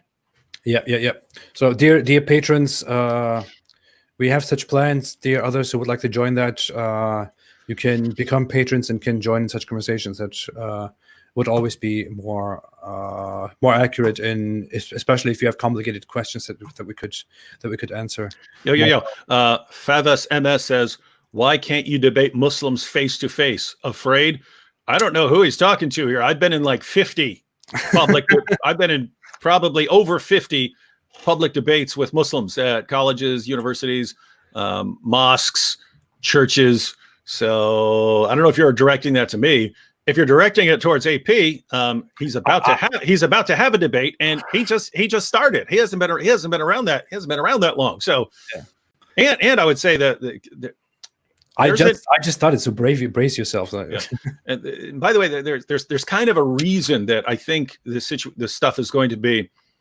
I think there are going to be fewer and fewer debates, if I had to guess, and that's because with people like Hijab and Ali Dawa coming along, and then the debates are turning in more of they're turning into more of insult battles, but they require you ahead of time to agree that you're not going to insult, right? That you're not going to go off topic, that you're going to be friendly, but then they violate all their agreements. And so notice what happens there is that makes you kind of, why am I going to agree to debate when you're going to come up with all these rules, you're going to make me follow them, and then you're going to break all the rules you agree to.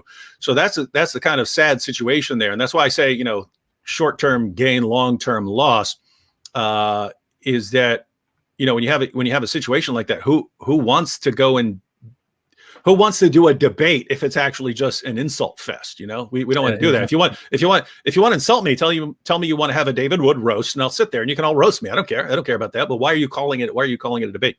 So that's just a sad situation. So anyway, I think it's going to be fewer and fewer debates, and I think they're going to become increasingly insult based, unless you ever get enough of the Muslim population who says, guys, just stop this nonsense. You don't represent us. We actually want people on stage who are going to carefully defend Islam. But sadly, that's not the direction things are heading right now.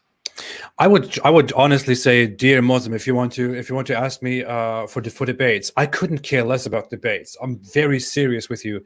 I really don't give a crap about debates. I don't think that way. I mean, I don't know why Muslims always think they're making a point when they say, "Oh, you don't want to debate Muslims. You don't want to debate Muslims." I'm not scared of saying that. I really am not interested in debating Muslims.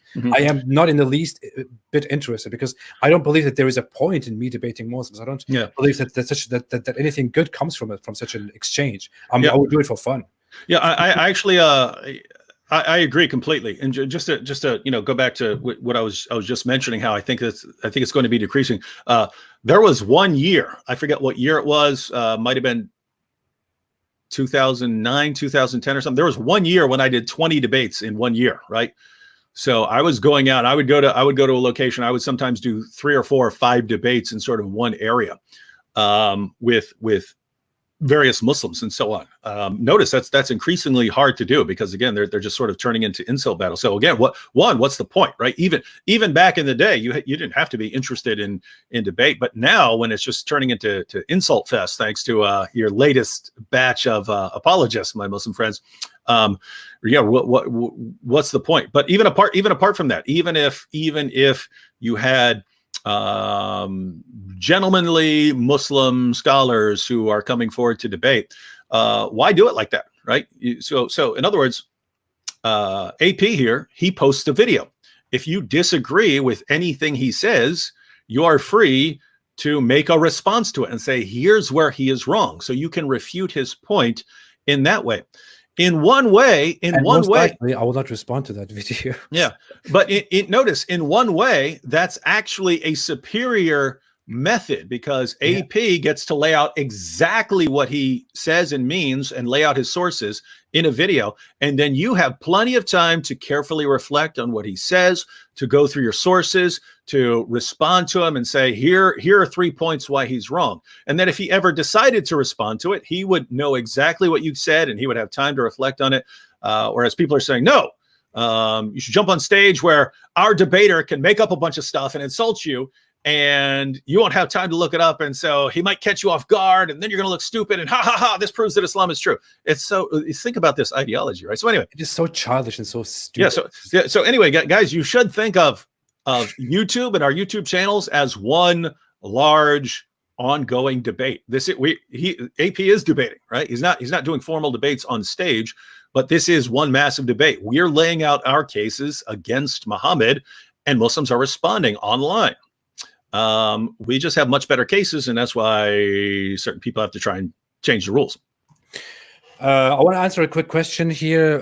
I'm not through with the super chats. I'll still go through them, but here's a question from Mr. Miracle. It said, Could someone clarify quickly about the verse Muslims say to obey the law of the land?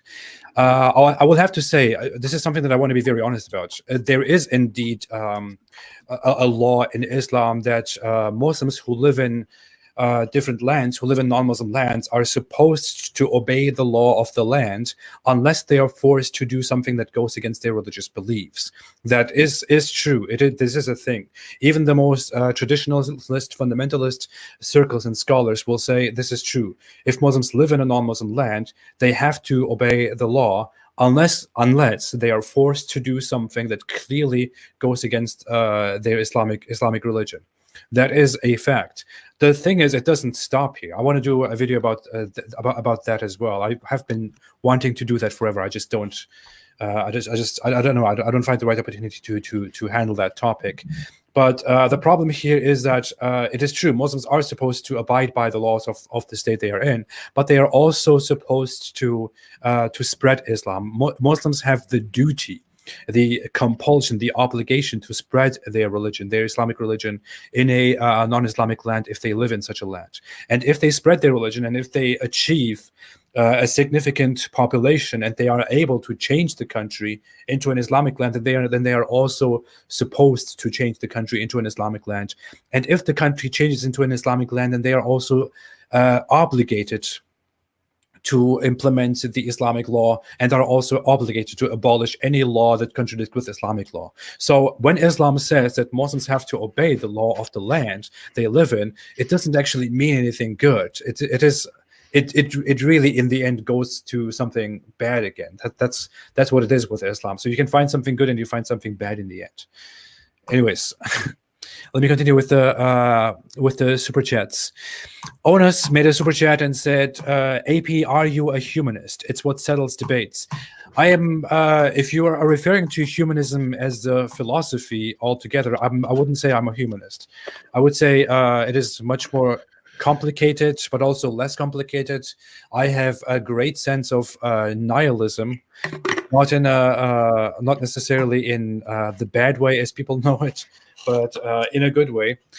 But I believe very much in a purpose of life that depends on your current life and the generations that come forth of it. But I would love to explain that very lengthily in a dedicated video, which I'm planning on making after I explain why I don't believe in God. But humanism wouldn't be the accurate term to describe what I actually feel about the world.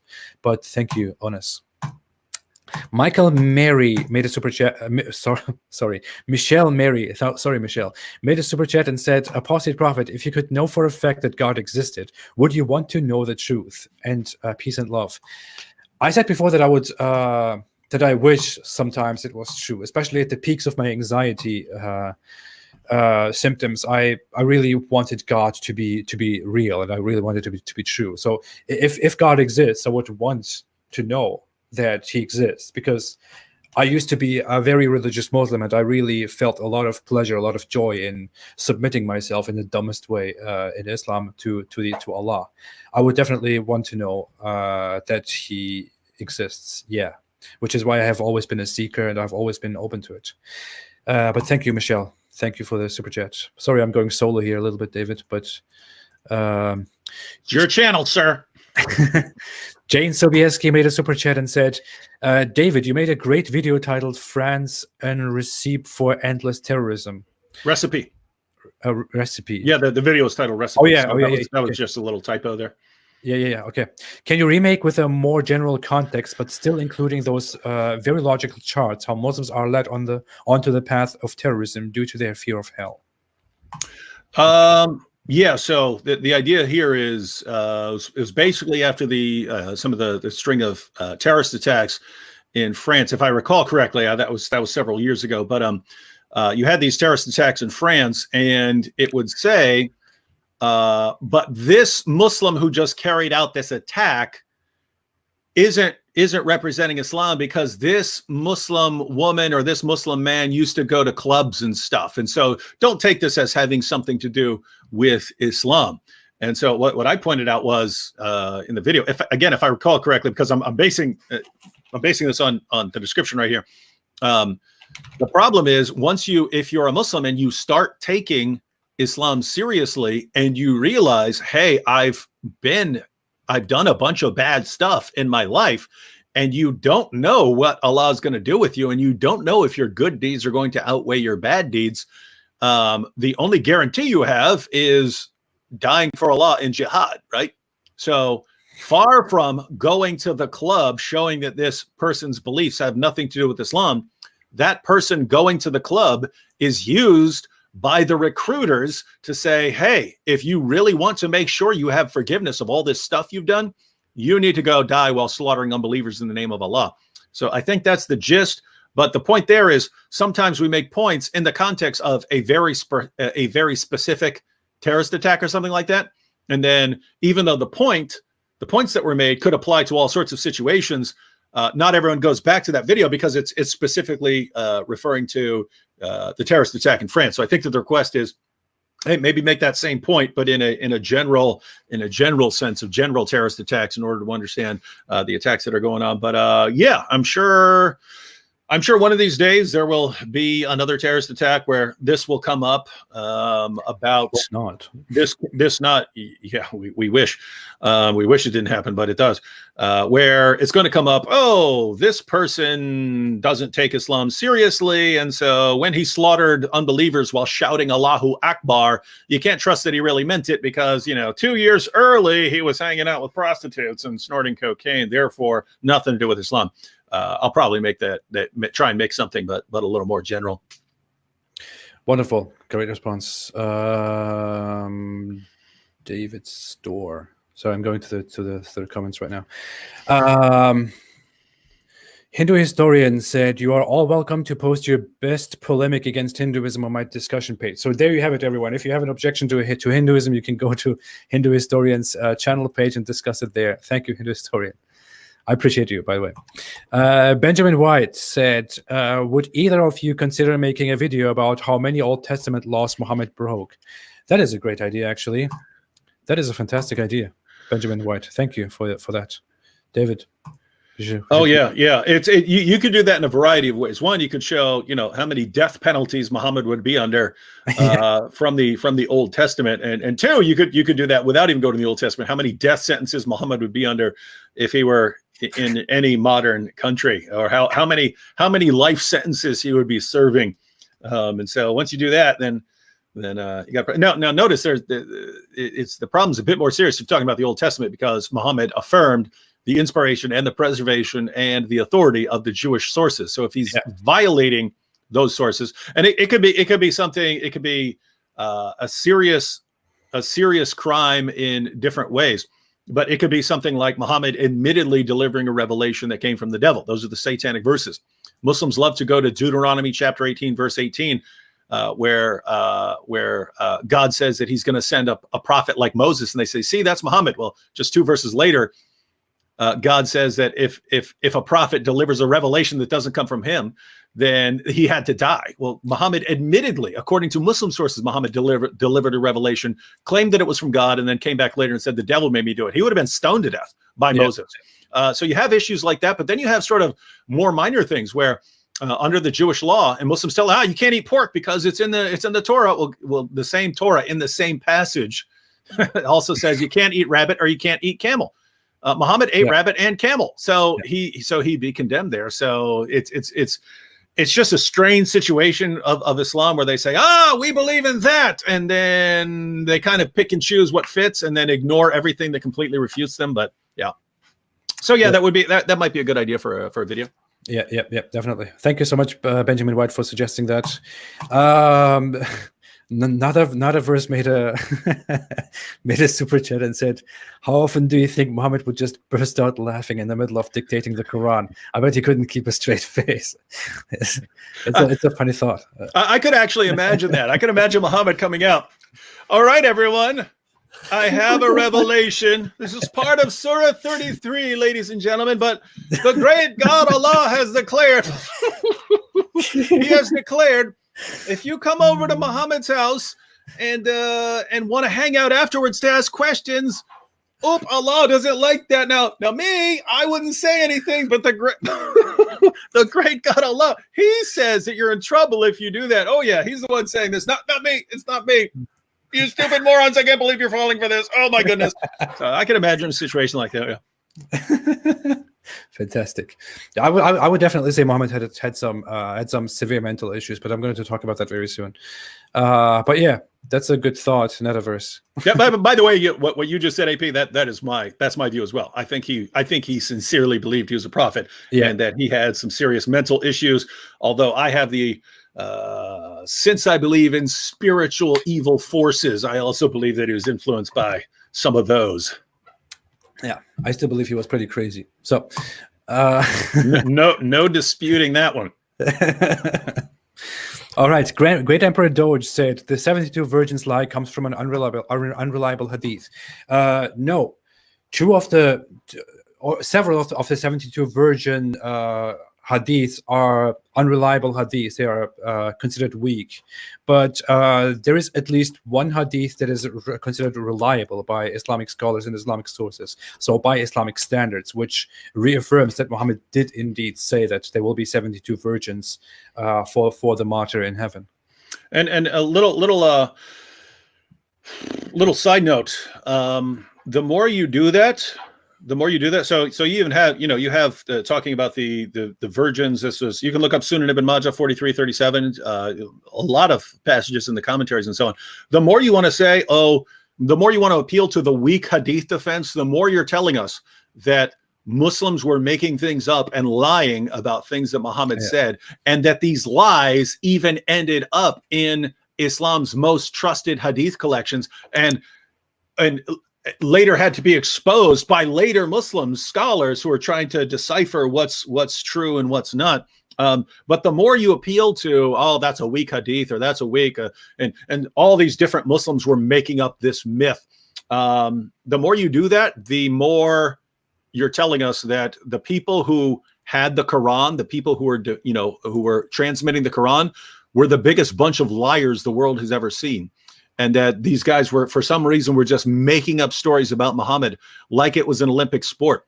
And you also have to deal with the problem of, you take Sahih al-Bukhari, Sahih Muslim, Sunan Abu Dawud, these collections, they have several thousand hadiths. So they might, 5 to 7,000 plus hadiths in those collections. But we know that they had to go through hundreds of thousands of hadiths to get these ones that they thought were most reliable. So they went through hundreds of thousands that they thought were unreliable in order to get to these that they thought were most reliable. And if you're telling us that these hadiths that actually made the final cut are also false, then wait a minute. You're saying that the vast majority of stories about Muhammad that have ever existed were lies by Muslims. These are the same people preserving the Quran during this time. How can you tell us to believe anything we read about Muhammad? How can you tell us to believe any of this nonsense? I don't believe in your hadith methodology. I think it is one of the stupidest historical methods ever devised by anyone. No historian on the planet who is not a Muslim already would think that this method, this hadith criticism, where you say, I got it from so-and-so, got it from so-and-so, got it from so-and-so, and you'll have 8 people on your list. No one would think that this is a good idea of how history should be done, let alone even worse, that this is the only way that you can know about Muhammad. But even setting all that aside, so we'll set aside all the number 72. Great. You still got the Quran. The Quran talks about your houris, your large-breasted houris that you get in paradise. So if you got a problem with that, my Muslim friend, great. Toss out the number 72. You still get a bunch of virgins in paradise, and you still get to spend eternity deflowering them. That's the heart of your religion. This is what you, as a Muslim, have to look forward to. You get to spend eternity deflowering virgins. What do women get? Well, they get to sit back and hope that you're one of the women that your husband calls upon, even though he's got all of these other specially designed sex slaves to choose from. So. Fantastic. Okay, thank you.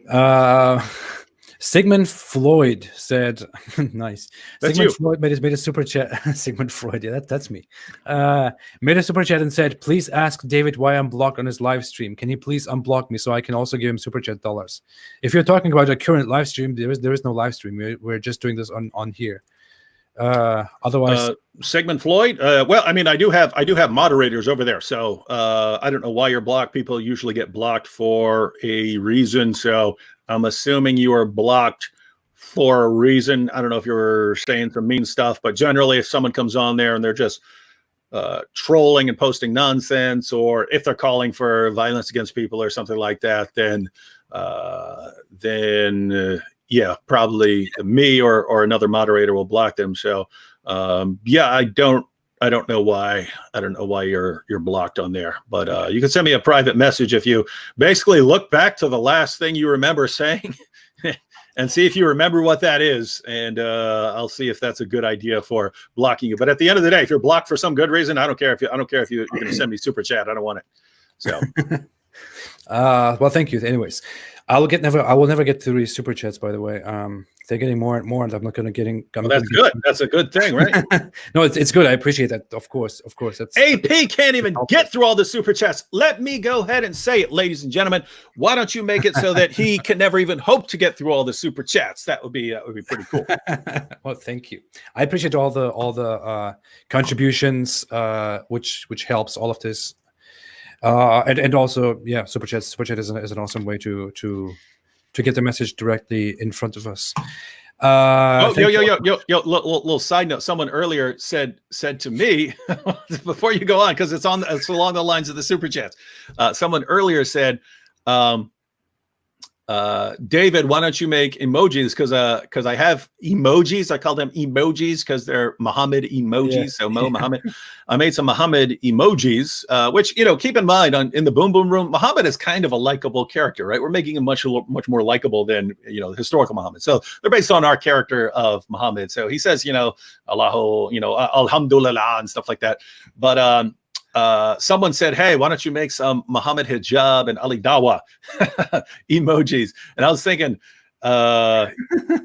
man, you might want to do that, right? Because you need to you haven't made any channel memberships, but you can, right? You have enough you have enough followers to have channel memberships. And as I pointed out in my video on channel memberships, YouTube, the new terms of service that are going into effect in 4 days say that any channel that is not profitable for YouTube can be taken down. And it's clear why they would want to do that, right? They're looking for a justification to take down channels that there are complaints about and stuff like that, or that people who are saying things that they don't want said on YouTube.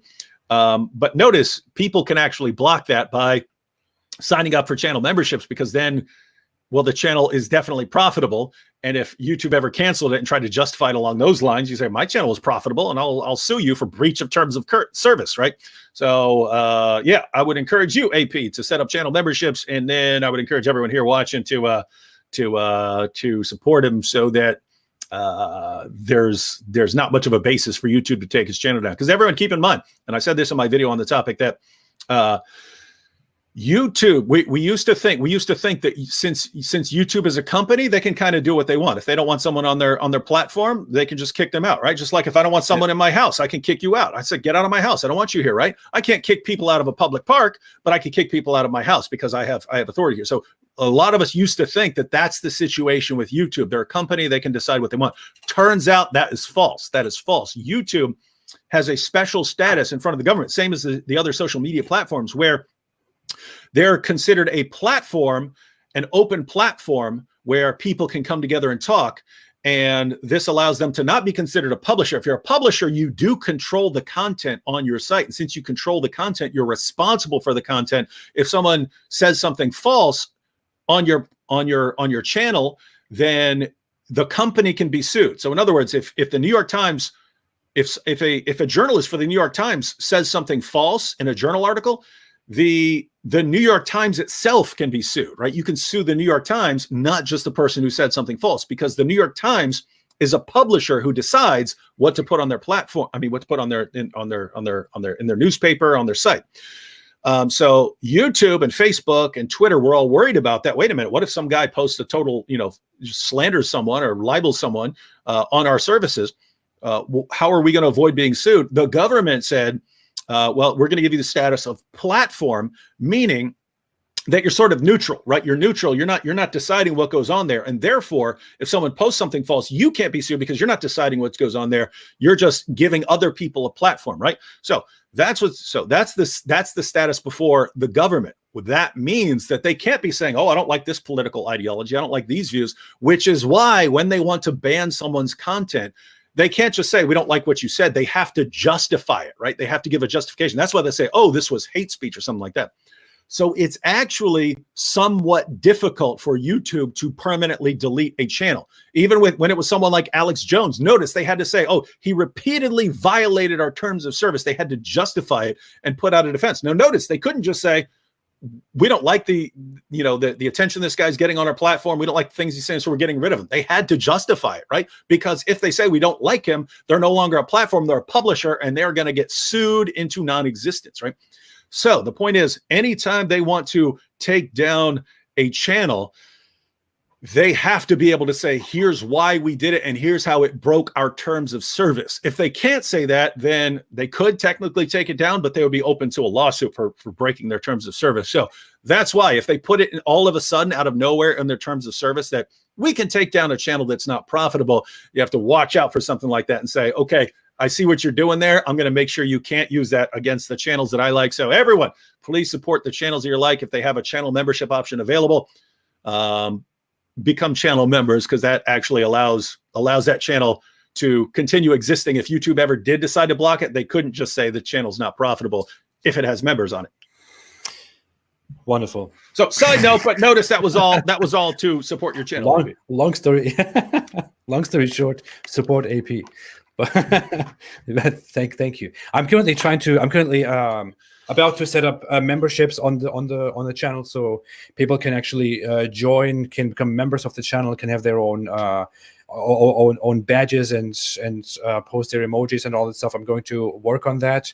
I didn't even realize that YouTube gave me that function until very recently. I thought they would never give that to me, but they recently opened it, so I'm definitely going to make use of that. I will come to that. So if anyone is interested in that will be here soon. I need to work on design and everything regarding that. If you want to support the channel otherwise, you can always support it with super chats here. You can support it per Patreon. You can support it with donations, and super chats is always the most fun way here during a live chat, because I will always see what you're saying and we'll read it out loud and respond to it. And speaking of it, we have to get through it. We always say we shouldn't go much over an hour. Yeah, we try to stick to an hour and almost never do. Yeah, and we are almost at 2 hours. Yeah, now, so. we almost never stick to that. Yeah. Oh, hey, quick comment here. AP and David Wood, would you like to see Nabil Qureshi's book, Seeking Allah, Finding Jesus, turned into a movie? Only if it were made by a secular production company. Sounds weird, right? But I happen to know. Because a Christian company that puts that together will make us both seem super nice, and we were not. We were extreme jerks, and so a Christian company is going to want to make me like this perfect, nice Christian, and Nabil like this perfect seeker and stuff. And we were such sarcastic, and now we got along because of that, right? Because we could be nice to certain people. It was brutal. These were brutal all night long arguments. And again, I just seen, like, there was even a testimony video that they put together years ago of Nabil's testimony, and it had like a reenactment of us hanging out in the hotel room and stuff like this when we first started discussing these things. And they got me as like this young, perfect, dorky Christian and stuff like that. Like, that's not happening, right? I was like fresh out of prison. It's not how it happened, right? So anyway, some sort of secular production company whereas as long as they didn't have any problem with the Christian message, and we're happy to put that content out there and could actually make it look realistic, I'd be happy with that. But Christians are they ruin. Like, I'm just saying here, I would like to see a Christian movie about some horrible, messed up dude. And I know people, right? My wife's cousin was a heroin addict and a prostitute before she converted to Christianity. The point is, if you wanted to make a story, a movie about her life, and you wanted to make it realistic, there's going to be a lot of bad stuff that all Christian movie makers are not going to want to put on film, right? If you wanted to make a movie out of my life, that is going to be a horrible, bloody movie, right? So it's just, I would like to see movies where it's actually sort of true to life stuff. You're telling a story, and here's this messed up dude, violent, bloody, doing horrible things, and then you get to his real struggles and what he goes through, and then, you know, he has some conversion. I'd love to see that, but, you know, the secular crowd generally doesn't want to make stuff like that, and the Christian crowd doesn't want to make stuff that's got, you know, violence and that kind of stuff in it. So briefly, seriously, I think David is going to agree with me when I say nothing against your faith. You know me very well, but Christian movies are really not the way to win people over. They are very cringy. So please, they need to be. I've seen a couple. I've seen one or two exceptions where I thought, this is a good movie. But the point is, ladies and gentlemen, you could have an epic Christian movie, right? You could have something absolutely epic. There are too many Christians with too many amazing stories out there. You could, if you did them well, make one of the most epic movies ever. But everyone's worried about, Christians aren't going to come see it if, you know, we have this violence or this cursing in there. No, if you made an awesome story, Christians would go see that. So Yep. Okay, let's get through this. Benjamin White, Sigmund Floyd, Soliticicid. What is that? May I discuss things with you too sometime? You can always discuss things with us. You should have put this into a super chat. We would have directly responded to it. Please do that again. Thank you. I am 9 key made a super chat, didn't say anything. Thank you so much. I appreciate that. Sharon 61 Sunshine said, made a super chat and said, what are your thoughts on the Pensacola attack today? Did you follow that? I think it just happened right before we started or something. Never heard anything about that. Was that some Saudi Arabian guy today? Really? Oh, okay. No, the only there was a Florida attack. I thought that was like an attack on it was like a UPS hostage situation. So if there was something else after that was like terrorist related, not a robbery, then yeah. So I'll have to look that up. Yeah, there's apparently a shooting happened. I don't know when it happened. I'm looking at the New York Times right now. 53 minutes ago said Florida shooting updates. Authorities say it's too early to know if it's terrorism, but right beside it, the Washington Post says the Pensacola shooting gunman was a military pilot from Saudi Arabia. So up in the air now. Notice. There's a tendency as soon as there's a terrorist attack to start, you know, talking about it and stuff like that. But we have to be careful because we've seen white supremacists carry out terrorist attacks. You could be a former Saudi military pilot and be mad because your wife left you and just go on a killing spree. And it doesn't really have a lot to do with your religion. You could just be an unstable person. So kind of have to wait. But if it does have something to do with terrorism, I'm sure we'll be commenting on it. Yeah, the article actually says that it is a Saudi Arabia military pilot who was training in the U.S. But anyway, gonna wait on that. Further, thank you for the super chat, by the way, Sharon. Oh, and by the way, thank you for alerting me to that because I had no idea this was even going on. Okay, thank you for that too. Netaverse said, how often do you think Muhammad would just... Oh, yeah, we read that. That was awesome. Netaverse, thank you. Jennifer, Veterans for Truth, said, do either one of y'all speak about Sabbatean Frankist? I did a video on the history of it and the infiltration. It was banned from YouTube within an hour. I have no idea. No, I have no idea. But thank you, Jennifer. Zuby Buzz said, no, it's not 72 virgins. It's a 72-year-old virgin. There are lots of jokes like that. There's the 72 Virginians. They're the 72 virgins, but they're all nuns. So you have situations like that. There are also serious ones that should be jokes, which like they're actually raisins or grapes. But by the way, I'm looking at the story right now at the Washington Post. You still got to find out. It still could just be some guy who's mad about something. But it's a a Saudi Arabian military student opened fire with a handgun Friday at Naval Air Station Pensacola, leaving 3 people dead and several others wounded before sheriff's deputies shot and killed him. So that's kind of along the same lines as the Fort Hood shooting, in the sense that there are Muslims who want to wage jihad, but there are some Muslims who believe it's okay to go and kill civilians and so on, but there are others who only want to wage jihad against some sort of foreign military because they believe that this foreign military is responsible for attacks on Muslim lands, and so they feel comfortable killing military people. So the fact that this is a shooting,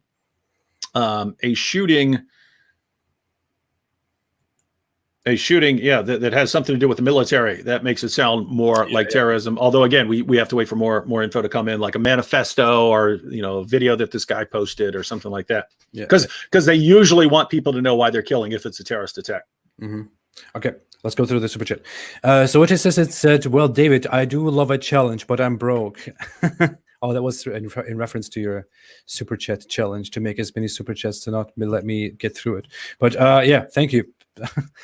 Paul Bezina said, David, how did Muhammad manage to change the mind of an omnipotent, omniscient God regarding reducing daily prayers from 50 to 5? It is this is in reference to the power of negotiation. Muhammad's brilliant negotiating tactics. And really, I mean, if you look at Islam, Allah just loves Muhammad so much. Muhammad could have come back and said anything. Allah was going to conveniently go along with anything that Muhammad said. But that's true all over the place in the Muslim sources, right? If Allah says, hey, you guys get 4, Muhammad says, Allah, can't I have more? And Allah says, yes, yeah, Muhammad, I give you whatever you want. You're so great to me. So yeah, that's the situation. Yeah, I made good fun of that when I talked about the topic about the Muhammad's night journey. It is a reference where in the Hadith Muhammad goes and meets Allah above in the sky, of course, and there Allah tells him to tell his followers to pray 50 times a day. 50 times a day. Can you imagine that? 50 times a day. Allah, the Almighty Creator who created humankind, demands that His creation prays 50 times a day in 24 hours. Of course, I believe that. And Muhammad then why not 50 million? Muhammad then walks back, said Muhammad is okay. Muhammad is of course a total whatever. He just says, okay, sure, we'll do that. He walks back, and then Moses says to him, hey, your people can't do that, you should reduce that. And then Muhammad goes back and says, hey, Allah, come on, let's come to an agreement, let's reduce this. And then Allah says, fine, let's do 45. And then he goes back again, and Moses stops him and says, that's too much, reduce it. And then he goes back again to Allah and says, come on, Allah, man, let's reduce this. I'm your holy prophet, you love me so much. And in the end, they come down to 5 through Muhammad's supreme Arab haggling skills. Yeah. That's basically the story. If you don't want to laugh about that with your butt, it's just I don't know. You're not and by the way, that's an obvious. That was clearly stolen from an Old Testament story where God said He was going to destroy a city because it was so completely evil that when a traveler would show up in the town, they would just gang rape the dude and stuff like that. Yeah. So God said, look, this town is so horrible. I'm gonna destroy this town. And Abraham says, what if there are 50 righteous people in there? You wouldn't destroy it if there are 50 righteous people, even if everyone else is horrible. If there were some righteous people in there, you wouldn't destroy it then, right? And God says, look, if there are 50 righteous people in there, I won't destroy it. He says, okay, well, what about? And he starts going down until he gets down to 10. Says, if there are 10 righteous people there, will you not destroy it? And God says, if there are 10 righteous people in that town, I won't destroy it. There weren't. So that's the story. So anyway, that's the situation you have with the story of it's clear that Muhammad is hearing these stories from Jews and so on, and then adapting them and saying what use he can make of them. But it just, this this negotiating the number of prayers, and Allah really wants him to start with 50. But since Muhammad is negotiating, so someone said, wait, where is that? That's kind of funny. Someone said in the comment section, David Wood said in the Atheist Republic chat that he is a psychopath, but I don't believe that because he looks like a very nice guy. So I would say don't be fooled by David Wood appearing like a very nice guy here on screen. When I first met David Wood, when I went to Arizona to first meet him, I went to sleep at night, and then I woke up like in the morning around 3, and I found David Wood standing next to me and have a knife in his hand and say stuff like, do you feel comfortable? Stuff like that. I'm just kidding. David, what do you want to say about psychopaths? Oh yeah, guys. One, I am a nice dude, but two, guys, you have to learn what psychopaths are, right? Probably 98% of the psychopaths you will ever meet in your lives are going to look like very nice guys, right? They're not nice guys unless they find some reason to be nice guys. They're not going to be nice guys, but they're going to look like nice guys, right? Everyone who commented on Ted Bundy, one of the most notorious serial killers in history, he was such a nice guy. I can't see how he would do any of this, right? Why? They learn how to blend in as nice guys because they're constantly calculating in their mind how to get over on people and stuff like that. So yeah, don't let that be your criteria. Now, if you want to spot a psychopath, you have to catch him in some situation where he has not learned how to mimic other people's emotional reactions, right? Because they start picking up on this stuff even when they're kids. Oh, this is how people react when this happens, and they start copying it, right? So they can blend in. If you ever want to spot one, then catch him when something new happens that he's not experienced before, not been close to other people when they're experienced before, and see if this guy's behaving in a really, really not normal fashion. And then you can start suspecting the guy. Awesome. Someone said I have that I have social problems. I have an anxiety disorder, by the way, everyone. So I just want to say that too, so I can feel cool about my problems. I'm not without it. So yeah. Mm-hmm.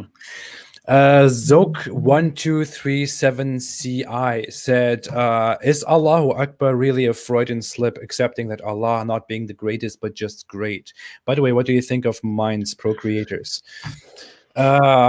It is funny. The story is apparently, correct me if I'm wrong. I don't really have this very well in my memory. That the Muslims go to a fight, mm-hmm. and the opponents of the Muslims, the polytheists, the mushrikun, mm-hmm. say that their god Hubal is. I think it's Hubal. Yeah. And so that's the origin of the phrase in the Islamic sources. They were saying Hubal is great, and the Muslims yelling back, Allah is greater. So Allahu Akbar. But you're right. It is sort of a silly thing to say. Allah is greater rather than Allah is greatest, right? But so Allahu Akbar. And so the way you would take it nowadays is just Allah is greater than whatever it is you believe in. And so, yeah.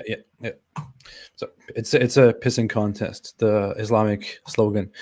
But thanks for the super chat, Zoke. Phil210 said, any idea what PBUH wanted to really write when he was breathing his last? Do you mean what he wanted to reveal when he was in his deathbed? Is that what this question is referring to? Do you understand what that means, David? No. I'm not exactly sure what you are referring to, Phil. But if you want to rephrase that, I will keep an eye out here in the comment section. I would love to go into that. But thanks for the super chat. Mark Felker said, just showing your support. What do you think of Bill Warner and his website, politicalislam.com? Thank you for the super chat, Mark Felker. I think it is quite impressive. It is a nice collection of criticism and of analysis on Islamic sources and the mindsets of political Islamists and Islamic history, just as well as it has a lot of information on how Muhammad was politically and militarily, and what we are dealing with when we are dealing with Islam. I also interviewed Bill before. He's a very nice guy. He's very, very friendly, very, very, very sweet old man. So. No, I've done when we used to do shows, the show Jesus or Muhammad, had Bill on there a couple times, and also been to a conference with him. But yeah, so he's kind of in a. It's interesting that different people do different things. My criticisms of Islam and AP's criticisms of Islam are primarily source-based. In other words, we go through the Muslim sources and we point out the problems in the Muslim sources.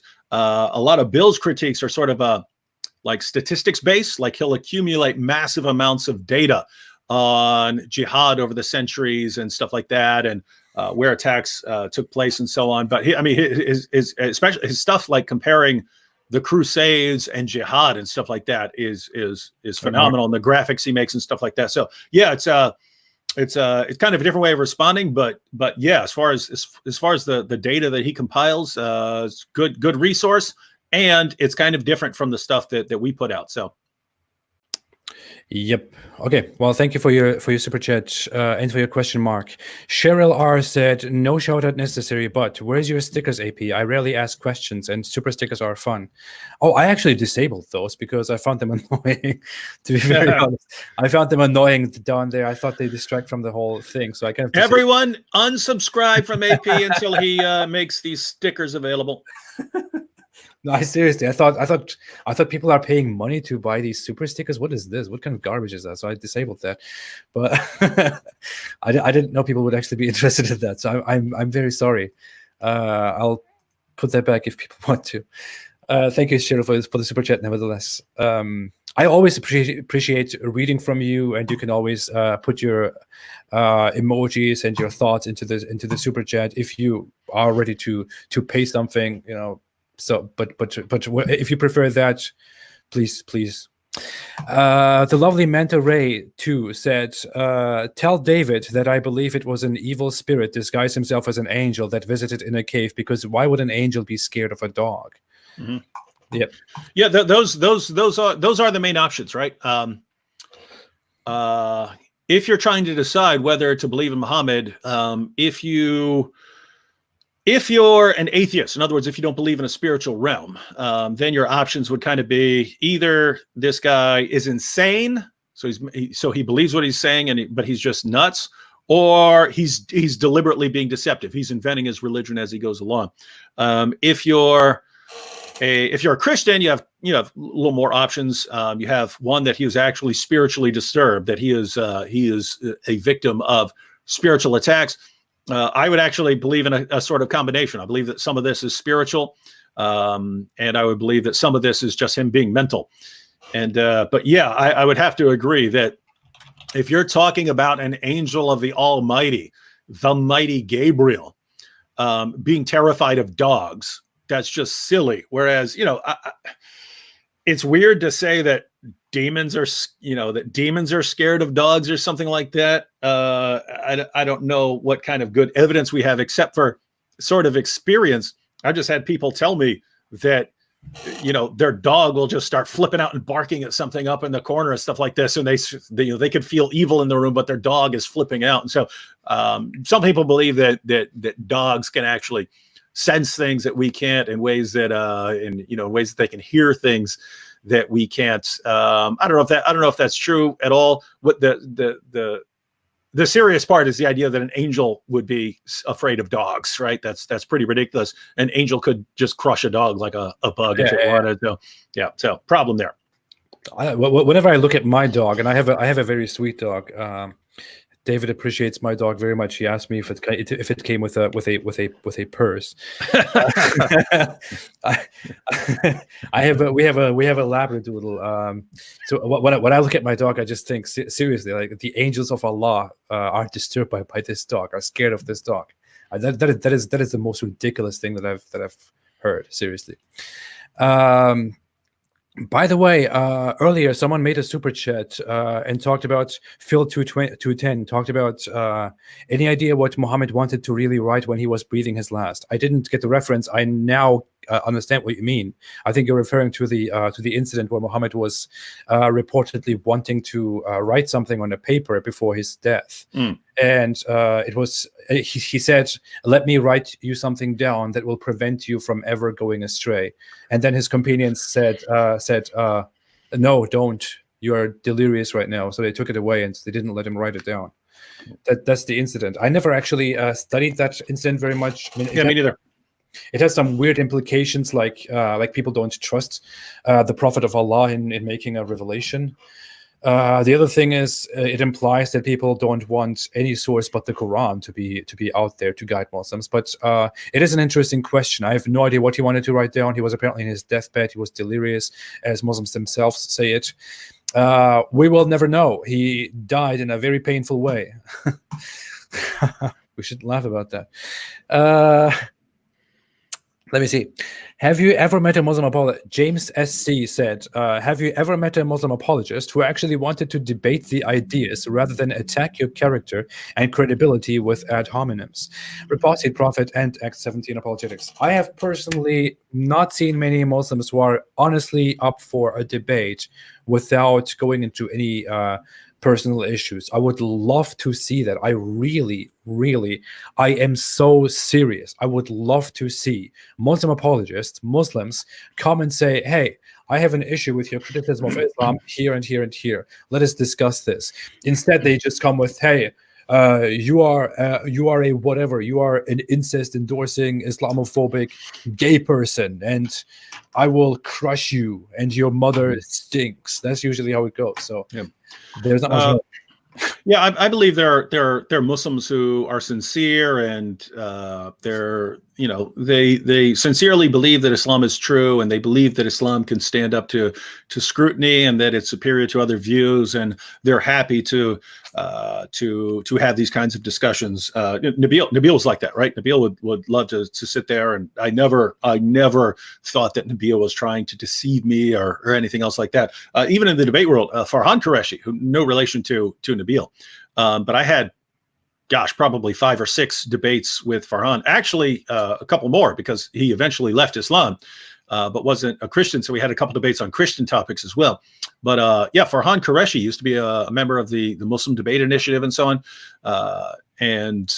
You always got the sense that this is a very, very, very cool, very nice guy and stuff like that. And he's not trying to get over on anyone. He really believed what he was saying, stuff like that. So yes, there are Muslims. Unfortunately, they're kind of overshadowed by the Muhammad hijabs and Ali Dawas of the world right now, and I believe that's only going to increase. Yeah. But thank you, Jennifer, for your super chat. No, thank you, James, for your super chat. Jennifer, Veterans for Truth, made another super chat and said, "You all don't know about the false prophet." Oh, you're talking about Sabbatai Zevi. That's it was a big deal and still affects things now. And I would be glad to do a live with you all to discuss that. I am particularly actually familiar with the person, the Sabbatean Zevi, who was a self-proclaimed prophet in Judaism, because he lived in Turkey, in what was back then the Ottoman Empire, in Constantinople, and I think he was persecuted, and he lived the last years of his life in the west of Turkey, and he's kind of considered by Jews to be, I don't know, a false messiah or something like that. But Muslim conspiracy theorists in Turkey love to reference him as being behind all the evil that is currently going on in Turkey. So I don't really look well at such conspiracy theories, Jennifer. But if you like to do that, go ahead. I don't think I can add much to that discussion. David, are you familiar with the topic at all? Or? No, not really. I think he's one of those medieval cabal guys. Yeah. I think he was. They're in Turkish known as the Dönme, which is like the apostates, because they were a Jewish group that was forced to convert to Islam. So they converted to Islam, but they were still secretly Jews, and they kind of had their own Kabbalah sect that they kept going on. And not my prophet or so. Yeah, not my field there. Me neither. The lovely Manta Ray too said, "Tell David that I believe it was an evil spirit." Okay, you already read that. Oh, you made that super chat twice. Okay, well, thank you. To be seen, apparently. That's good. Nice. Thank you so much. James SC said, "How do you both decide how much you want to make material aimed at non-Muslims versus material aimed at Muslims to try and make them leave? And how do you balance your tone between those different aims?" If I speak for myself, I would say my initial goal was never to talk to Muslims. That is something that has developed quite recently, actually, where I feel like more and more Muslims tell me that they have left Islam, that they have listened to me and understood that their religion is wrong, and that kind of motivates me to actually go into talking to Muslims directly and telling them that there is something wrong with their religion, because I see that it has some great impact, and it makes me very proud and happy. But in general, recently I have been focusing on such things too, where I talk to Muslims and say, hey, your religion is wrong in these ways, and it fools you and it fooled me. But I can't really say that I planned that, like, this is for the non-Muslim audience, this is for the Muslim audience. It just kind of happens. Mm-hmm. What do you say, David? Yeah, I'm usually kind of day to day, like whatever is particularly interesting to me on a particular day or something like that, or whatever story's popping up or whatever pops in my head or whatever I'm reading at the time. I try to make videos about it. But so that's usually the day to day situation. But sort of long term, I'm kind of I kind of do whatever I think is needed at that time. In other words, if I don't see a lot of people doing something, but it needs to be done, then I'll kind of stick with that for a while. So, one of the reasons I started blasting away at Muhammad and the Quran was that it seemed massively important to do, but almost no one was doing it. So that's kind of why I put so much emphasis on it. Not because I thought it was the most interesting thing in the world. There were all kinds of things I would rather be doing. I just kind of felt like that was needed. Lots of other times, if I'm criticizing Muhammad, it's sometimes it's just some guy's running his mouth, and I'm like, look, you're talking a bunch of trash there. Guess what? I'm not going after you. I'm going after your prophet. And that's why you have situations like with the guys like, Muhammad Hijab and Ali Dawa and Ijaz and all these guys. They post, they say a bunch of nasty stuff about, someone online, and I'll see that and I'm like, hey, that's my friend. Or they do something dirty. If they pull dirty stunts, if they're deceptive or something like that, a lot of that is like, oh, okay, I was going to be doing this, for the next several months, but instead now I'm gonna make Muhammad's Boom Boom Room. I'm gonna start that off. So I wasn't gonna make that, but since you did it, just like after Nabil died, tons of Muslims were sending me messages saying seeking Jesus finding cancer, right? No, I didn't insult them back. I didn't talk trash back, but I was like, okay, well, if you guys want to take things to this level, keep in mind your prophet is wide open for criticism, right? So it's basically, I sort of set my tone and this, the stuff I'm doing kind of based on, whoever I'm interacting with at the time. And if people get really, really nasty, keep in mind your prophet is such an easy target. Why? It seems that Muslims in the chat should be as nice as possible, right? They should be coming to us. We just want to be friends. We all want to be friends with you. Please don't be mean to us, right? It seems they should be doing that. When they come with nastiness and insults and threats and comments and lies, and when they do that, it's just, guys, I was, a lot of times I'm trying to get along, so I don't want to be too mean about your prophet. But if you're all just going to send me death threats and everything else and insult my mom and all this stuff, then I'm not holding back this time. And then they complain, why did you make Islamicize me? Why are you mocking our prophet? Well, guys, you started it. I mean, your religion started it long before I ever existed. Your religion talked about me way before I ever said one word about your religion. So it was already on as far as I'm concerned. But when you get nasty, it just makes it to where, all right, I'm not going to hold back anymore. So that's the situation. Yeah, awesome. Okay. Let's put this one here. Muhammad Hijab is a jihadist. Okay. I'm not making any accusations here. I'm just, someone said Muhammad Hijab is a jihadist, and in the literal sense, of course, Muhammad Hijab is in his own Muslim mindset waging a jihad in order to intellectually defend Islam from us dirty enemies of Islam and of Allah. So don't take this as an accusation or anything, Muhammad Hijab, please. Yeah. Joshua Sage made 2 super chats and didn't say anything, but thank you so much, Joshua Sage. I appreciate that very much. The lovely Manta Ray keeps making super chats, and I love it. said, will you do a video on how the dog murdering prophet died? David Wood made a video on how Muhammad died. It is a very prominent video. I'm going to make a video about that also in the near future sometime. Yeah, you guys know it's funny. I want to. There's a Christian speaker. His name's J. Warner Wallace. He used to be an atheist. He was a cold case detective for years, and eventually became a Christian. But this guy spent years. I've seen him on like documentaries about how so and so was captured. I look on there. That's J. Warner Wallace being investigated on how they solved this cold case and stuff. But anyway, I've been thinking I'm gonna have to pitch it to him. But I want to say, hey, J. Warner Wallace, you want to do a hilarious video? It's going to be about you, a cold case detective, investigating the death of Muhammad. And you're going to find out that Allah killed him, according to the Muslim sources. So yeah, that would be kind of an updated version of a video I made years ago called Who Killed Muhammad, which according to the Muslim sources, Allah killed Muhammad for inventing a false revelation. That's the only conclusion you come to if you put these sources together and take them seriously. But yeah, I think that's something that could definitely be emphasized more. And my video, I think it has, I don't know, 1.4 million views, something like that. So a lot of people watched it, but I think it's pretty long. I wouldn't mind making a more condensed version of Muhammad's death because it is a powerful point. Just in case everyone isn't familiar with it, Surah 69, I believe, verses. Gosh, my brain is fried right now. It's getting late. We should stop. Yeah, it's in Surah 69. You can watch the video, but gosh, I know this. Surah 69 verses. No, I don't want to say it because it might be wrong. I think 44 to 46, but I'm probably wrong. It says Allah says that if Muhammad were to invent a false revelation, he would sever his aorta. And then years later, Muhammad died saying, "I feel my aorta being severed."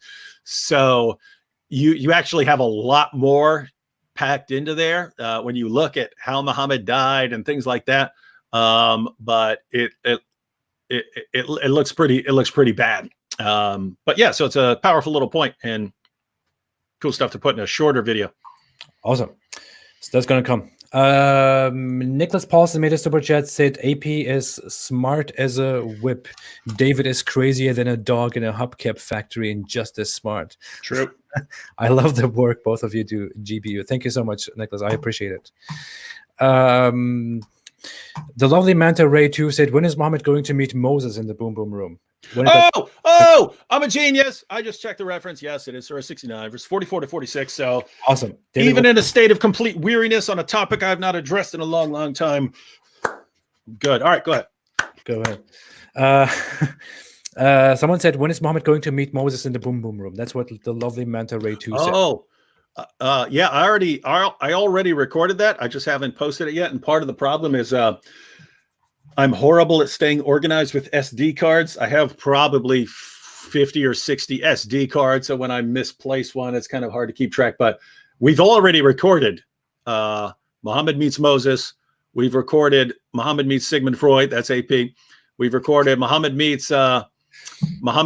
Kelly. I probably want to do that next if I can find the SD card, because there's just a recent more news about R. Kelly broke out yesterday. That's with John McRae. What do you mean playing R. Kelly? And then we have Muhammad meets Michael Jackson. One or two more, and then just so everyone knows, a couple days before the new Star Wars movie comes out, we're going to release Muhammad meets Darth Vader, and they get into a discussion about how they treated their sons, right? How Darth Vader treated Luke, and how Muhammad treated his adopted son. And so they get into a discussion about that. And but right before Christmas, we want to release Muhammad meets Santa Claus. That's where I'm going to Vocab's next week to record Muhammad meets Santa Claus. But me and Vocab have been thinking about going live as Santa Claus and the Prophet Muhammad. So we'll see how that turns out. Okay, it's coming soon. So let's keep going quickly. Google user made a super chat and said, a real prophet must fancy your wife and your 6-year-old daughter. Seriously, this is the reputation of Islam's Muhammad. What are we supposed to say about this? This is the reputation that your prophet has, and that your religion. And by the way, isn't it cool that this stuff is becoming more and more known? Because it was the 1990s. It was the 1990s. I was in prison. I knew some Muslims, so I was studying a little bit. I didn't really start studying Islam seriously until I was friends with Nabil, but I studied a little bit on how to, what their beliefs were and stuff like that. But it was a Christian who told me Muhammad had sex with a 9-year-old girl. And I thought, there's no way, man. There's no way Muhammad had sex with a 9-year-old girl. No one would take him seriously. So for years, I thought that was something that someone made up, until I'm actually going through their source. I'm like, what? So it's cool that, just in the 1990s, there's no way. That's just completely false. And here we are, 2019, and almost everyone on the internet who deals anything with these issues knows this stuff. So it's becoming more of a problem. Mm-hmm. Amazing. Thank you for your contribution, Google user. Thank you so much for reminding us of this great quality of Muhammad, the amazing prophet of the most morally supreme religion called Islam. A Google user said again, a real prophet must have a kid with his hot slave. Thank you for your contribution, Google user. Thanks for those very nice comments. Another verse said, Muhammad's final words, remember, my wives are forever off limits. And I was just kidding about that whole drinking camel urine thing. My bad. Thank you, another verse. Thank you for your super chat, and thanks for the for the laughter.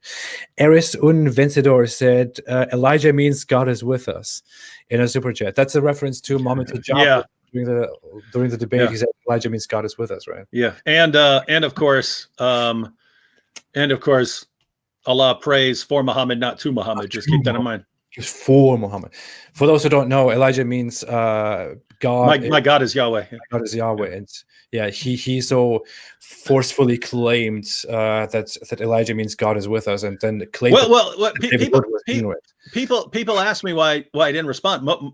Some of what he said, I just wasn't paying attention anymore, because I was like, oh my goodness, these guys are total liars.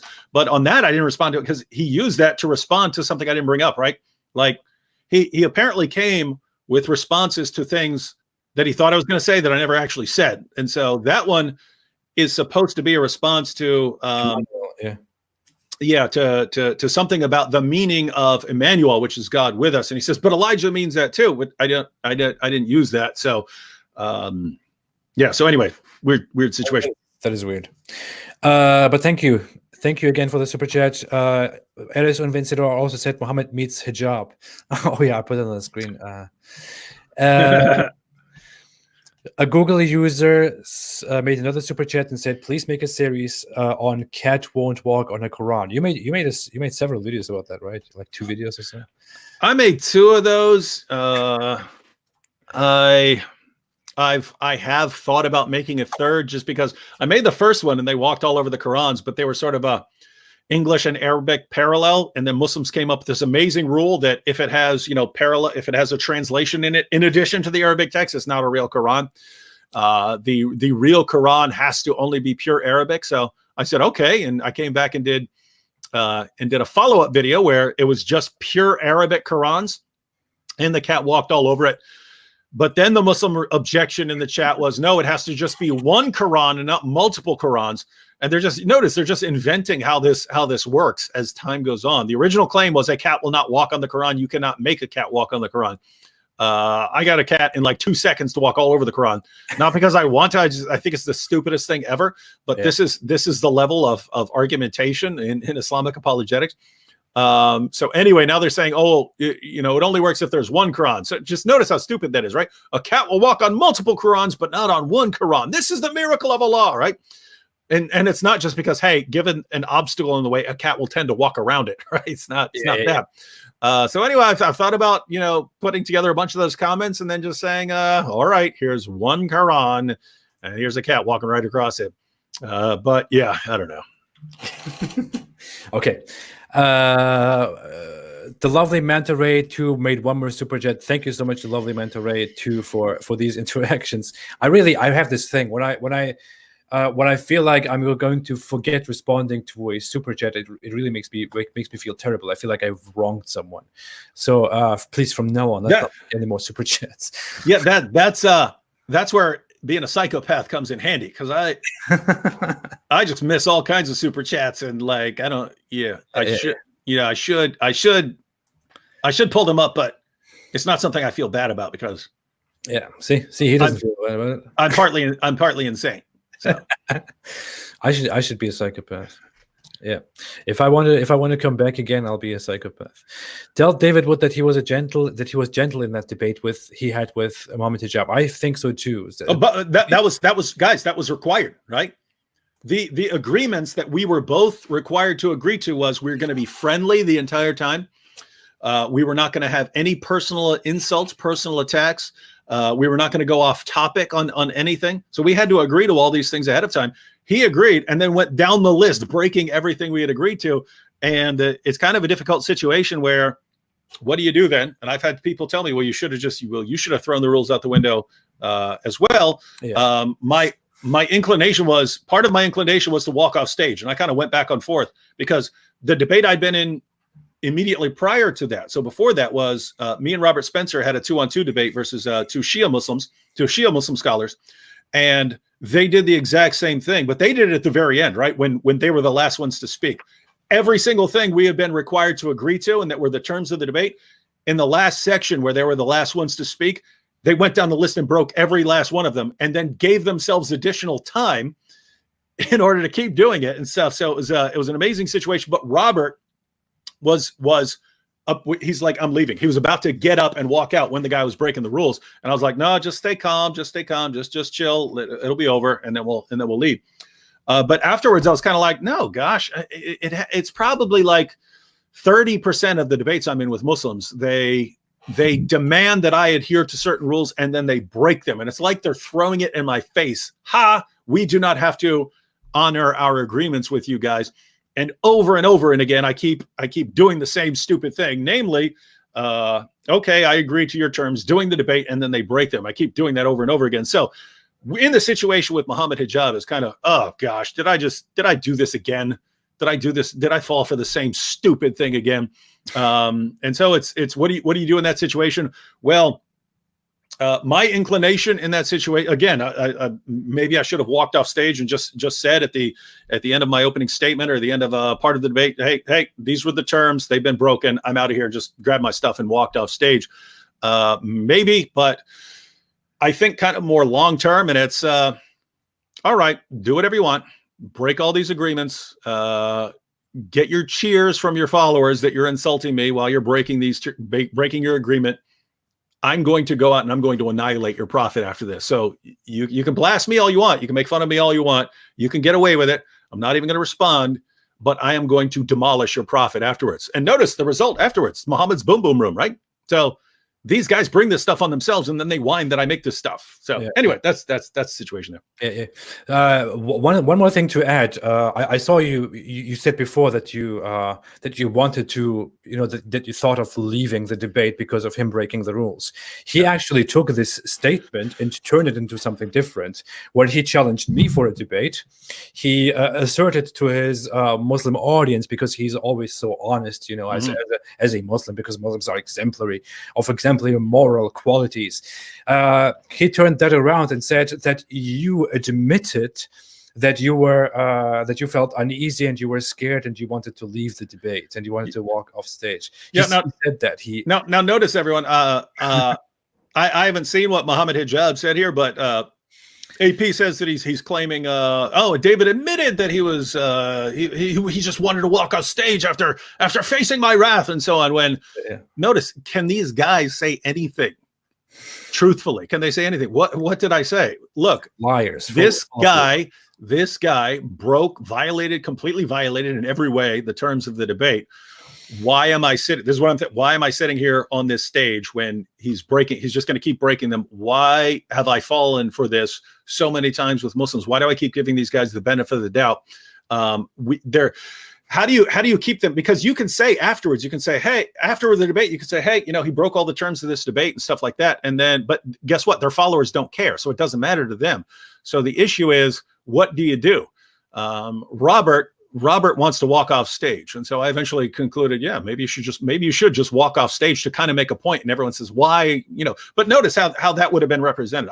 He walked off stage because he was terrified of my powerful arguments. And it wouldn't matter that they broke the terms of the debate. So I just still haven't figured out what to do in those kind of situations. But it is just a problem that these guys have followers who do not care that they lie. Notice even after, when I say, hey, because he lied about the terms of the debate and he lied about honoring these terms, I wanted to walk off stage. Then he goes to these same followers who do not care at all that he lied, and then says, David said he was so troubled by my brilliant arguments that he wanted to leave. He's admitted this.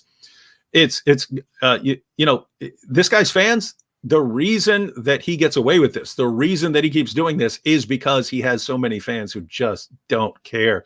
What is up with this religion producing these kinds of adherents? All right. By the way, last time you talked to me about Kanye West's album, I listened again to a few songs of it, and I thought I was actually impressed this time by how musically nice it was. Just wanted to say that for all those who were interested last time. Now, before we go, let's quickly talk about the Cybertruck. Okay, I'm not going to do that. Honestly, the Cybertruck, some people mentioned it already because I keep mentioning it as a little gag. But it's a very interesting vehicle. For some reason, people think that that the design is weird and it will not be successful. I don't think so at all. I'm a person who, as a man who was never interested in cars and vehicles and whatever, I always thought, what are you talking about? Care about more important things in life. But when I saw that Cybertruck, I thought, wow, this is huge, man. This is awesome. This is some amazing new thing. The Cybertruck is the new Tesla truck that is going to be introduced to within the next few years. For everyone who doesn't know. One quick comment here. P said, David, make sure you should be the one who concludes the debate next time. Well, yes, I was supposed to. That was on the schedule. The moderator switched it at the very end. You can even see me go, what? You're making me go first? But yeah, it was the same situation. Fine. You want to change it up? You want to not enforce the rules? Fine. I'll go along with it. But afterwards, I'm going to wreak havoc on your profit. I'm just going to do it. And really, it's that's sort of the topic of this live stream is Muslim apologists and their attacks. Notice I rarely respond to the attacks, but I consistently go after Muhammad, and that's kind of my reaction is when these guys do something nasty or something like that. I don't have much of an inclination to go back after them or to respond in kind. It's just I don't know. It's kind of, I can only describe it as like a kind of energy or something like that. But when they're blasting at me, that energy gets redirected towards their prophet.